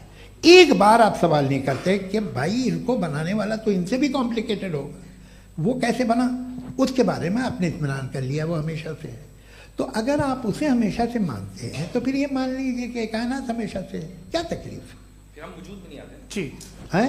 हम मौजूद नहीं। अच्छा सर क्यों नहीं हो सकते? मैं बताऊं प्लीज प्लीज। जैसे मैंने मिसाल दी आपके शेर, आपका शेर कभी वजूद में ना आता अगर शायर इसी तरह चलते रहते हमेशा। जी माइक मेरे ख्याल से एक सेकंड। इन्फिनिट रिग्रेस का कॉन्सेप्ट क्लियर नहीं हो जी। पाया, ऐसे रहने दें, लेट्स मूव ऑन सर। ठीक है, हाँ थोड़ा सा मॉडरेटर का भी ख्याल रखें। नहीं नहीं आपने तो रखा है, आपने रखा है। यहाँ पे गौहर रजा साहब हैं, वो भी एक सवाल पूछना चाहते हैं। माइक या नीचे से ऑन कर दिए, नीचे। पहले तो ये कह दूं कि मैं उन बच्चों से शर्मिंदा हूं जिनको गजा में कत्ल किया गया, क्योंकि हमारे होते हुए कत्ल किया गया। लेकिन उससे ज़्यादा शर्मिंदगी इस बात से हुई कि मुझे लगा कि मुफ्ती साहब उसको जस्टिफाई कर रहे हैं। बिल्कुल भी नहीं, आप बहुत ही गलत मुझे बात लगा मैं गलत हो सकता हूं। बिल्कुल गलत मैं है। सवाल पूछ रहा हूं, सवाल मैं देखिए, सवाल अगर पूछ रहा हूं। एक मैं जावेद भाई से डिसएग्री करता हूं। एक सेकंड देखिए, अगर देखिए ऐसा एक सेकंड आप सर वेट अरे आप कुछ मेरे पहले मुझे अपनी बात कह लेने दीजिए। अगर ऑडियंस तय करेगी तो फिर मॉडरेटर का मतलब नहीं। मेरा आप सबसे ये कहना है, ये बहस दो लोगों के बीच में है, एक तरफ मुफ्ती साहब, एक तरफ जावेद साहब। पिछले 1.5 घंटे से ये लोग अपने अपने तर्क रख रहे हैं। आपकी इनसे इत्तेफाकी हो सकती है, ना इत्तेफाकी हो सकती है। मेरे उस्ताद मुझे सिखा गए हैं कि मुखामुखम में असहमति की गुंजाइश बची रहनी चाहिए। अगर मैं आपकी बहुत इज्जत करता हूं गौहर साहब, आपने जो कमाल की किताबें लिखी, साइंटिफिक टेम्परामेंट, लेकिन मेरी ये गुजारिश है आप सबसे कि यदि आप इन लोगों ने जो बोला उन पर टिप्पणियां करेंगे तो ना वक्त की पाबंदी रहेगी ना वो अनुशासन। आप सवाल पूछ लें, उस सवाल में जो बात आ जाए वो आ जाए। मैं जावेद साहब से डिसएग्री करता हूं, इसलिए जावेद साहब से सवाल पूछ रहा हूं। आपका सवाल जावेद अख्तर साहब से। और सवाल ये है मेरा कि जावेद साहब ने कई बार लॉजिक का इस्तेमाल किया कि साइंस में लॉजिक है और रिलीजन में लॉजिक नहीं है। मेरा ख्याल ये है कि रिलीजन में भी लॉजिक है, लेकिन उस लॉजिक की बेसिस ये है कि आप रुक जाते हैं, जिसका जिक्र जावेद साहब ने बार बार किया, यानी खुदा के तसव्वुर पे आते हुए, गॉड के तसव्वुर पे आते हुए रुक जाते हैं। और इसमें सवाल पूछना मतलब फॉरबिडन होता है। सवाल यह है कि क्या जावेद साहब इससे एग्री करते हैं कि साइंस की लॉजिक अलग है और रिलीजन की लॉजिक अलग है? बताइए सर। देखिए, 3 चीज़ें हैं। साइंस है, एक है मंतिक है, इस्तिदलाल है, और एक जो है कुछ भी नहीं है, फेथ है, अकीदा है। मैं अकीदे की लॉजिक का कायल नहीं हूँ। मुझे आप इस्तिदलाल से, लॉजिक से, रीज़न से समझाइए, मैं मानने को तैयार हूँ, मेरा क्या नुकसान होगा। लेकिन ये कि अकीदे पे मैं नहीं जा सकता हूँ। अकीदे का मतलब है कि तुम ये मान लो, सवाल ना करो, ये नहीं। आप सारी बातें करके, बड़ी साइंटिफिक बातें करके एक जगह जाके खुदा के हुदूद पे रुक जाते हैं, सरेंडर कर देते हैं। मैं सरेंडर करने को तैयार नहीं। That's all. जी, ये आगे सर बैठे हुए हैं, इनको माइक दीजिए। भाई वो आप पूछना चाह रहे थे ना भाई? हाँ नहीं मैं ये थैंक यू जी। आपका नाम? आसिम इफ्तिखार। आसिम जी, पूछिए। सर, जावेद सर से सवाल है कि आपने अपने क्लोजिंग माइक थोड़ा करीब रखिए। अपने क्लोजिंग स्टेटमेंट में ये बात कही थी कि मज़हब का जो फ्यूचर है वो ज़्यादा दिन नहीं जाने वाला है। लेकिन मैं देख पा रहा हूँ कि जो ऑक्सफोर्ड यूनिवर्सिटी की एक स्टडी है 2011 में हुई है, जिसके 50 एकेडमिशियंस ने इसको अंजाम दिया था, उसमें वो ये कहते हैं कि जो फेथ इन गॉड है वो इनबिल्ट है ह्यूमन नेचर के अंदर, जिसको हम कहते हैं फितरत के अंदर शामिल है वो। और वो ये कहते हैं कि अगर कोई ये समझता है कि मज़हब को वो ख़त्म कर देगा तो ये उसकी गलत फहमी है। तो आप इसके बारे में, इस स्टडीज़ के बारे में क्या कहते हैं? ठीक है, मैं उनसे एग्री नहीं करता हूँ। वो कौन से प्रोफेसर होंगे? ऐसा उनके क्या पास डेटा है, इन्होंने डेटा के बेस होगा। डेटा क्या हो सकता है? फ्यूचर का डेटा तो नहीं हो सकता ना उनके पास। प्रेजेंट का डेटा हो सकता है। डेटा आपने सुना 100 साल पहले का बाद का डेटा? मैंने तो नहीं सुना आज तक। तो आज उनकी ये राय है और हो भी राय। ठीक है, दुनिया में तरह तरह की राय है लोग, लेकिन मैं समझता हूँ कि वक्त के साथ इंसान ज़्यादा से ज़्यादा रीजनेबल और लॉजिकल होता जा रहा है। आज आप देखिए वेस्टर्न यूरोप में क्या परसेंटेज है नॉन बिलीवर्स की, बहुत हाई, वहाँ चर्च खाली पड़े होते हैं। तो अल्टीमेटली तो इंसान कोई ऐसी बात बहुत अरसे तक नहीं मान सकेगा, चाहे गलत या सही, जो उससे उसके दिमाग को, उसके जहन को, उसके लॉजिक को अपील न करे। वो कह रहे हैं तो ऑक्सफोर्ड के होंगे तो कैम्ब्रिज के होंगे, तो मुझे क्या लेना देना, उनका डेटा मुस्तकबिल का नहीं हो सकता है। जी दीपक, हाँ पूछिए। मैं आऊँगा, अभी पीछे की साइड भी आऊँगा, माइक वहीं भेजूंगा 2-3 साल के लिए। जी जावेद साहब, आपसे सवाल है। नमस्ते। अरे भाई सर, अगर आप ही लोग को तय करना है तो फिर 200 लोग तय कर लें। ये एक साथ नहीं sir, please don't do this sir. Everybody has a right sir, but we can only take selected questions. No sir, अरे ये यंग लोग भी हैं तो इनकी ये अब उतने यंग, भाई आप यंग हैं कि नहीं हैं? वो कह रहे हैं वो भी यंग हैं साहब, आप उनकी नौजवानी पर दावा उनको ही करने थे।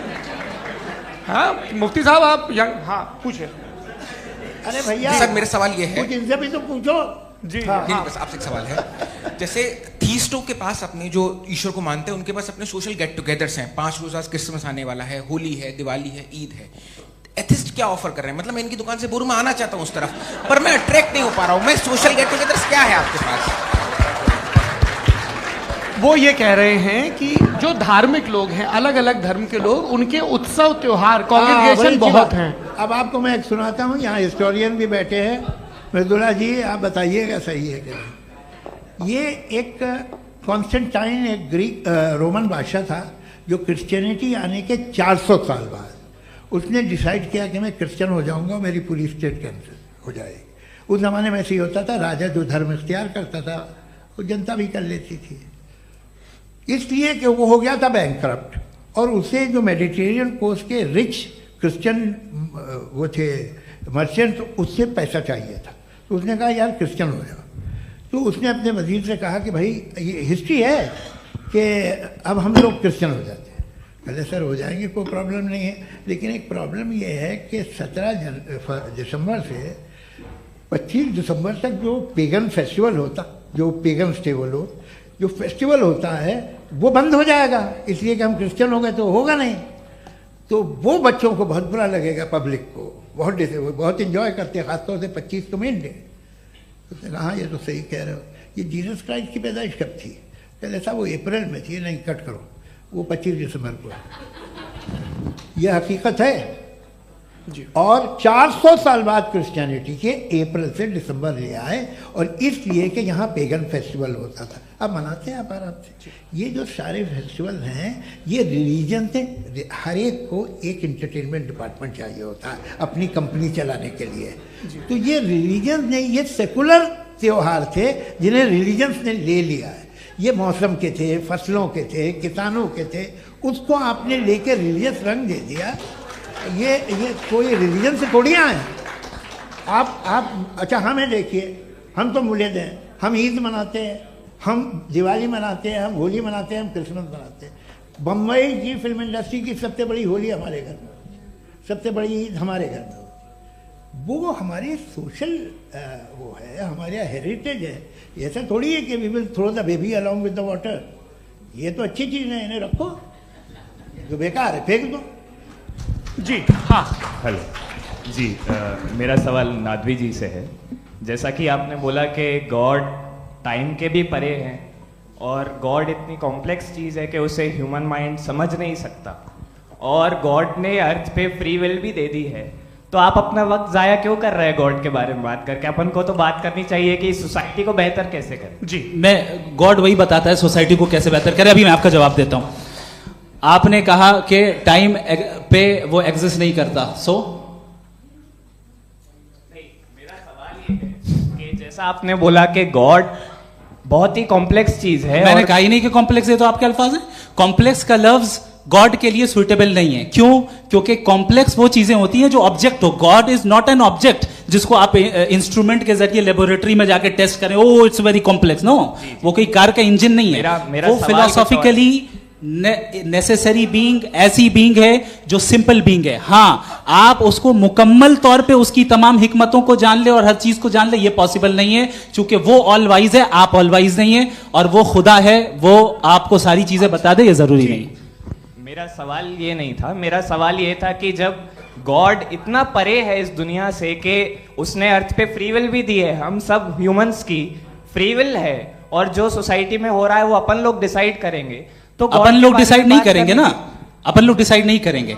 गॉड जो है, गॉड ने वो उसकी जात, उसकी एग्जिस्टेंस टाइम एंड स्पेस से परे है, लेकिन वो हमारा टेस्ट ले रहा है और उसी गॉड ने हमें बताया कि तुम्हें क्या करना है क्या नहीं करना है, तो जाहिर है उस गॉड की बात सुनेंगे ना हम। जी, वो पीछे एक चश्मा लगाए जो मैम खड़ी हैं, उनको दीजिए। हाँ, आप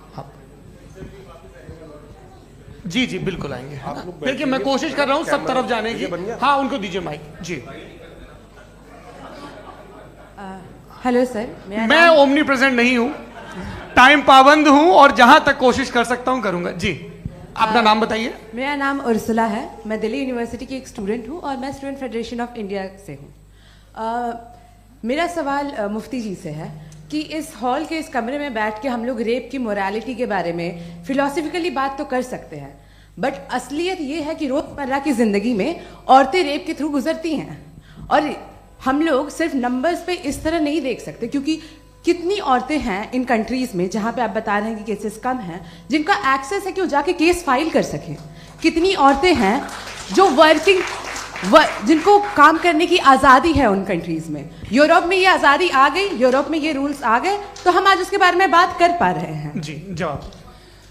आपने ये कहा कि कमरे में बंद होकर हम लोग इस पर फिलोसफिकली बात कर सकते हैं, लेकिन हकीकत में क्या हो रहा है, वो ग्राउंड लेवल पे क्या हो रहा है जो बहुत गलत हो रहा है, और वो सफर कर रही हैं। आई अग्री, बहुत गलत हो रहा है, और जो गलत हो रहा है उसको हमें रोकना है। और क्यों रोकना है, वो गलत क्यों है, हमारे पास इसका ऑब्जेक्टिव फाउंडेशन है, इनके पास उसका ऑब्जेक्टिव फाउंडेशन नहीं है। मैं ये कहना चाह रहा हूं कि जहां पे भी जुल्म हो रहा है, जहां पे भी औरत पे जुल्म हो रहा है, या उसकी इज्जत लूटी जा रही है, या उसे तकलीफ पहुंचाई जा रही है, और सिर्फ औरत नहीं, किसी इंसान के ऊपर भी जुल्म हो रहा है, तो उसके खिलाफ खड़ा होना, ये मोरालिटी हमारे पास गॉड के पास से आई है। वरना जावेद साहब तो कह रहे हैं कि जो है मेजॉरिटी डिसाइड करेगी, तो मेजॉरिटी तो कभी भी बदल सकती है। क्या आप ये थोड़ी सी आपको गलतफहमी है। मैं अगर मेरे जुमले से ये मदनत निकला या मैंने कहा, तो ये जुमला मैं वापस लेता हूँ। ये मेरा मतलब ही नहीं था कि मेजॉरिटी डिसाइड करेंगे। मेजॉरिटी डिसाइड करे तो दुनिया में बड़ी, वैसे आपने कहा था ये जुमला। अच्छा, हो सकता है, मैं मान रहा हूँ, बाद में रिकैप कर लेंगे। अरे एक सेकंड, मैं अपनी एक्सप्लेनेशन देता हूँ। मुनासिब बात यह है कि हम सब के सब दिल में जानते हैं कि क्या अच्छा है क्या बुरा है, हमें पता है अच्छी तरह से। जो लोग बुरे काम करते हैं उन्हें भी मालूम अच्छा क्या है। यही तो सवाल था हजरत कि फिर ये मोरालिटी आई कहां से? Cross examination. हाँ जी, हाँ। मोरालिटी साथ रहने की डिजायर से आई, यानी साथ रहकर जो कुछ कह दे, जो कुछ कर दे, वो हो जाएगा। नहीं नहीं, तो आप कायदे से रह ही कर सकते हैं जब तक लोगों में मोरालिटी हो, वरना क्यास हो जाएगा। ये आपको कैसे पता? जी, हमने देखा ना, जहां मोरालिटी का क्यास हो गया, हम देखते हैं। कहां पे देखते भाई? दुनिया में। आप जो आप कहीं पे अगर गलत हो रहा है, इस बहस तो उसको आप गलत देखिए। आप एपिस्टेमोलॉजी की बात कर रहे हैं, मैं ऑन्टोलॉजी की बात कर रहा हूं। मैं इस बहस फाउंडेशन क्या है? दोनों लोगों को चाय पे होस्ट करूंगा, वहां पे क्रॉस एग्जामिनेशन कर लीजिएगा। अभी ऑडियंस का हक मार रहे हैं आप लोग भाई, सर जस्ट लोग हैं आप लोग। और ये भाई ये हाँ, उधर आएंगे, जी सर आएंगे। अच्छा सर, मेरा नाम लईकुर रहमान है और मैं अलीगढ़ मुस्लिम यूनिवर्सिटी का स्टूडेंट हूँ, और जहाँ तक मुझे पता है कि sir you are also product of Aligarh Muslim University. मैं भी उसी चमन का बुलबुल। हाँ सर, तो बहुत खुशी हुई मुझे जान करके कि मैं आपसे मिलूंगा। सवाल सर, मेरा सवाल यह है, सर सैयद अलैहि रहमा का नज़रिया यह था कि खुदा के वजूद को अक़ल के दायरे में रह कर के तलाश करना, न कि पूरी तौर से उसका इनकार कर देना। Sir, how will you define it? नहीं, तो ये तो आप इन्हें बताइए। ये सवाल आपसे खुदा का वजूद साबित कर रहे हैं, तो सर आपने इनकार कर रखा है, इस वजह से मेरा क्वेश्चन। उन्होंने यही सर से, एक सेकंड, सर सैयद ने यही कहा ना कि अक्ल से आप खुदा के वजूद को साबित नहीं कर सकते, यही कहा ना भाई। वो उन्होंने कहा कर सकते हैं और वो कर दिया गया आज। वो फोन तलाश करना या साबित करना अक्ल से अक्ल से नहीं हो सकता। अरे सवाल तो सुन लीजिए जी। अक्ल से नहीं हो सकता है, यही कहा ना आपने। अक्ल से हो सकता है। अरे वो यही कह रहे हैं भाई, आप बता रहे हो सकता है, वो तो कुछ और। आप अगर सर देखो नौजवान फोन ले लो, वो इतनी कमाल की यूनिवर्सिटी है। अरे भाई दे दो उन्हें जरा, एक मिनट दे दो भाई, मेरी बात सुनो, माइक पे बोलो ताकि जो लाखों लोग देख रहे हैं। माइक दे दो ना। अरे देंगे ना माइक, तुम ठहरो तो। हाँ सर, मेरा सवाल ये था कि सर सैयद अलैहि रहमा का एक नजरिया था अपना कि खुदा का जो वजूद है उसको अकल के दायरे में रह करके तलाश करना है, न कि पूरे तौर से इनकार कर देना है। ये उनका कॉन्सेप्ट था। लेकिन मेरा सवाल ये है कि आप इसको कैसे डिफाइन करते हैं, एक्सप्लेन कैसे करेंगे, मैं आपसे जानना चाहता हूँ, क्योंकि you are the product of Aligarh Muslim University. मुझे अकल के दायरे में रख के मैंने बहुत तलाश की, मुझे मिला नहीं। हाँ ये इधर वो चश्मा लगाए जो, हाँ उनको दे दीजिए। जी जी फटाफट पूछिए, बस 5 मिनट है, 5 मिनट में खत्म हो रहा है। हाँ अस्सलाम वालेकुम मुफ्ती साहब, एंड मेरा सवाल जावेद अख्तर साहब से। क्या नाम है आपका? अरे भैया सब मुझे पूछ रहे हो। फैज पूछिए फैज साहब। तो मेरा सवाल ये है कि अभी जो एथियस्ट है वो problem of evil argument use कर रहे हैं अगेंस्ट मुस्लिम्स, राइट? कि इस दुनिया में इतना सारा इविल है और अगेंस्ट मुस्लिम तो यहाँ अगेंस्ट थियस्ट। हाँ थोड़ा सा करेक्ट कर लीजिए भाई, पूरी मशक्कत ही इसी बात की थी कि किसी एक मजहब पे बात ना टिके। जी, तो बेसिकली ये आर्गुमेंट ऐसा है कि इस दुनिया में इतना ज्यादा इविल एग्जिस्ट करता है और अगर एक ऑल गुड गॉड है तो वो रोकता क्यों नहीं है? लेकिन इस सवाल में एक हिडन अजम्पशन ये है कि इस दुनिया में ईवल एग्जिस्ट करता है। अब एथियस्ट ये कैसे ऑन्टोलॉजिकली प्रूव कर सकते हैं कि इस दुनिया में ईवल एग्जिस्ट करता है? मैं आपको बताता हूँ, थोड़ा सा समझा। नहीं सर, हम लोग इनको सुनिए। नहीं please don't do that. I want to explain ontologically. नहीं हम समझ गए सर, इनको अब जवाब देने दीजिए। अच्छा सवाल पूछ लो। मैं अभी तक क्या था वो मैं थोड़ा सा ऐड ऑन कर लेता हूँ। तुम गुरु, तो हम जब इसका राउंड 13 करेंगे ना तब तुमको स्टेज पे बिठाएंगे। जी तो हाँ जल्दी से। तो देखिए एथियज्म के हिसाब से सब कुछ रैंडमली बन गया है, सब कुछ एटम्स और मॉलिक्यूल्स है। एक पत्थर में और मुझ में सिर्फ इतना फर्क है कि हम लोग एटम्स और मॉलिक्यूल्स का अलग अलग रीअरेंजमेंट है। अब एक पत्थर को कोई इंसान तलवार से 2 टुकड़ों में काटते या मुझे, according to atheism it is same, there is no evil and good according to atheism. जी अच्छा, फैज साहब का सवाल ये है कि हाँ कोशिश भी करते तो इससे गलत सवाल नहीं कर पाते। एक लाइफ फॉर्म है और लाइफ फॉर्म में फीलिंग्स हैं, मतलब लाइफ फॉर्म सुनता है, देखता है, टेस्ट कर सकता है, फील कर सकता है। तो उसकी जो ये जो क्वालिटी इस बबल में आ गई है तो वो जानवर में भी है, इंसान में भी है। तो जाहिर है कि उसे कोई तकलीफ पहुंचेगी, तो चूंकि उसके पास वो सेंसिटिविटी है तो मैं करेगा। पत्थर में वो सेंसिटिविटी नहीं है। तो ये क्या सवाल हुआ कि अगर पत्थर को काटा तो पत्थर को तकलीफ नहीं होती, तो आपको काटे तो आपको क्यों तकलीफ हो? बैठ जाइए। जी हाँ अगला सवाल। हाँ पूछे जी जावेद अख्तर साहब। अरे भैया सब आप लोग मुफ्ती साहब को छोड़ रहे हैं, तो मेरे ही पीछे पड़े हैं क्या? फिर चलो बोलो भाई। You asked how God can exist when children die in Gaza. Huh? You asked how God can exist when children die in Gaza, and you also mentioned the rise of atheism in Europe. But the same events also are leading many atheists and non-believers to turn towards faith. How do you interpret this contradiction, where suffering pushes some away from God, yet brings others closer to belief? आपको एक बात बताऊं, दुनिया perfect तो कहीं भी नहीं है, हर जगह कुछ खामियां हैं। बेटा एक मिनट, आप ही को कहेंगे, देखो वो तो कुछ खामियां, कमज़ोरियां, खराबियां सब जगह है। लेकिन अगर देखोगे ईमानदारी से कि दुनिया सबसे ज़्यादा महज़ब कहाँ है, एक आम शहरी को कहाँ हुकूक हासिल हैं, वो बोल सकता है, अपनी मर्ज़ी से काम कर सकता है, अपनी मर्ज़ी से राय दे सकता है, हुकूमत के ख़िलाफ़ बोल सकता है, बरसरे इक़्तिदार लोगों के बारे में बोल सकता है, सरमायादारों के ख़िलाफ़ बोल सकता है। तो आपको ये स्कैंडिनेवियन कंट्रीज़ में मिलेगा, वेस्टर्न यूरोप में मिलेगा। मैं नहीं कह रहा वो परफेक्ट है, बिल्कुल नहीं, वहाँ बहुत ख़राबियाँ भी हैं, परफेक्ट तो कोई। लेकिन जिन जिन मुल्कों में, लैटिन अमेरिका देखो, गल्फ़ देखो, वहाँ पर आपको ये ज़रूर है कि रेप नहीं होते होंगे। रेप की ज़रूरत क्या है भाई? उसको तो ख़रीद लो, घर में रखो, सड़क पर रेप करने की क्या ज़रूरत है? मगर सुनिए, मगर हकीकत ये है कि वहाँ शख्सी आज़ादी राय देने की, बोलने की नहीं है। जी ये एक आखिरी सवाल मुफ्ती साहब से। हाँ मैम, इनको माइक दीजिए। शुक्रिया। मेरा नाम मनीषा है, मैं हरियाणा से आई हूँ।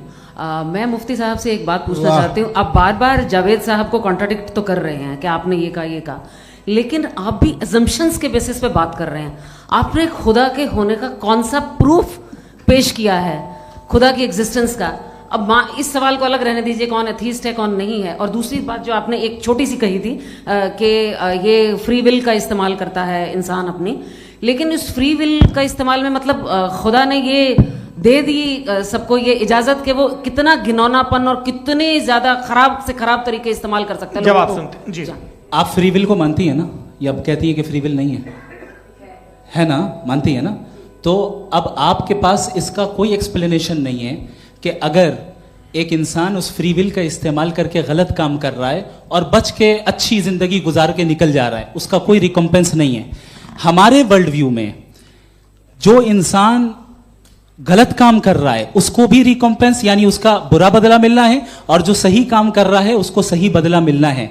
लिहाजा जो फ्री विल है वो इस तरीके से है कि एक लिमिटेड टाइम तक खुदा ने मोहलत दी है। ऐसा नहीं कि छूट दे दी, जो करना है करते रहो हमेशा। वक्त आएगा जब एग्जाम का टाइम खत्म होगा तब रिजल्ट आएगा। दौराने एग्जाम जबरदस्ती आपको नहीं बताया जाएगा। अरे भाई एक सेकंड जी, एक सवाल मुफ्ती साहब से मेरा मुफ्ती साहब से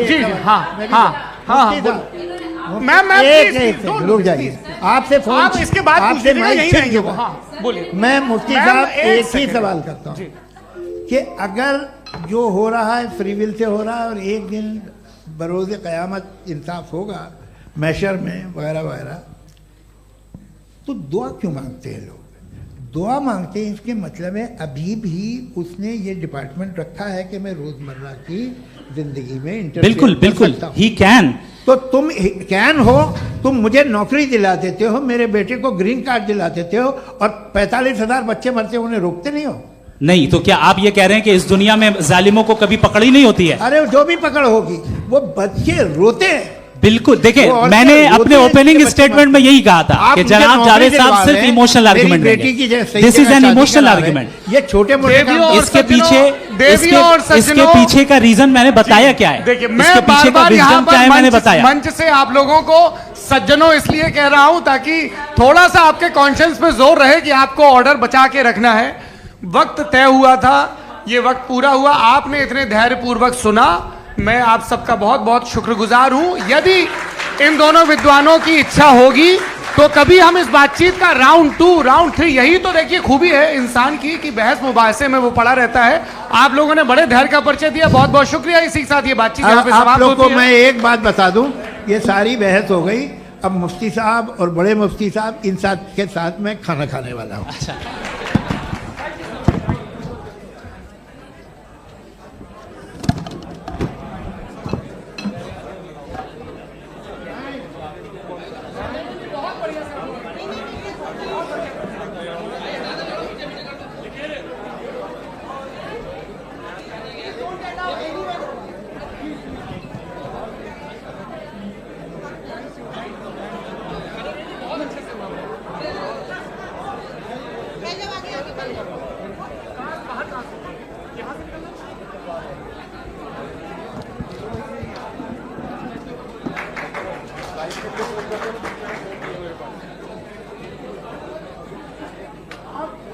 Thank you.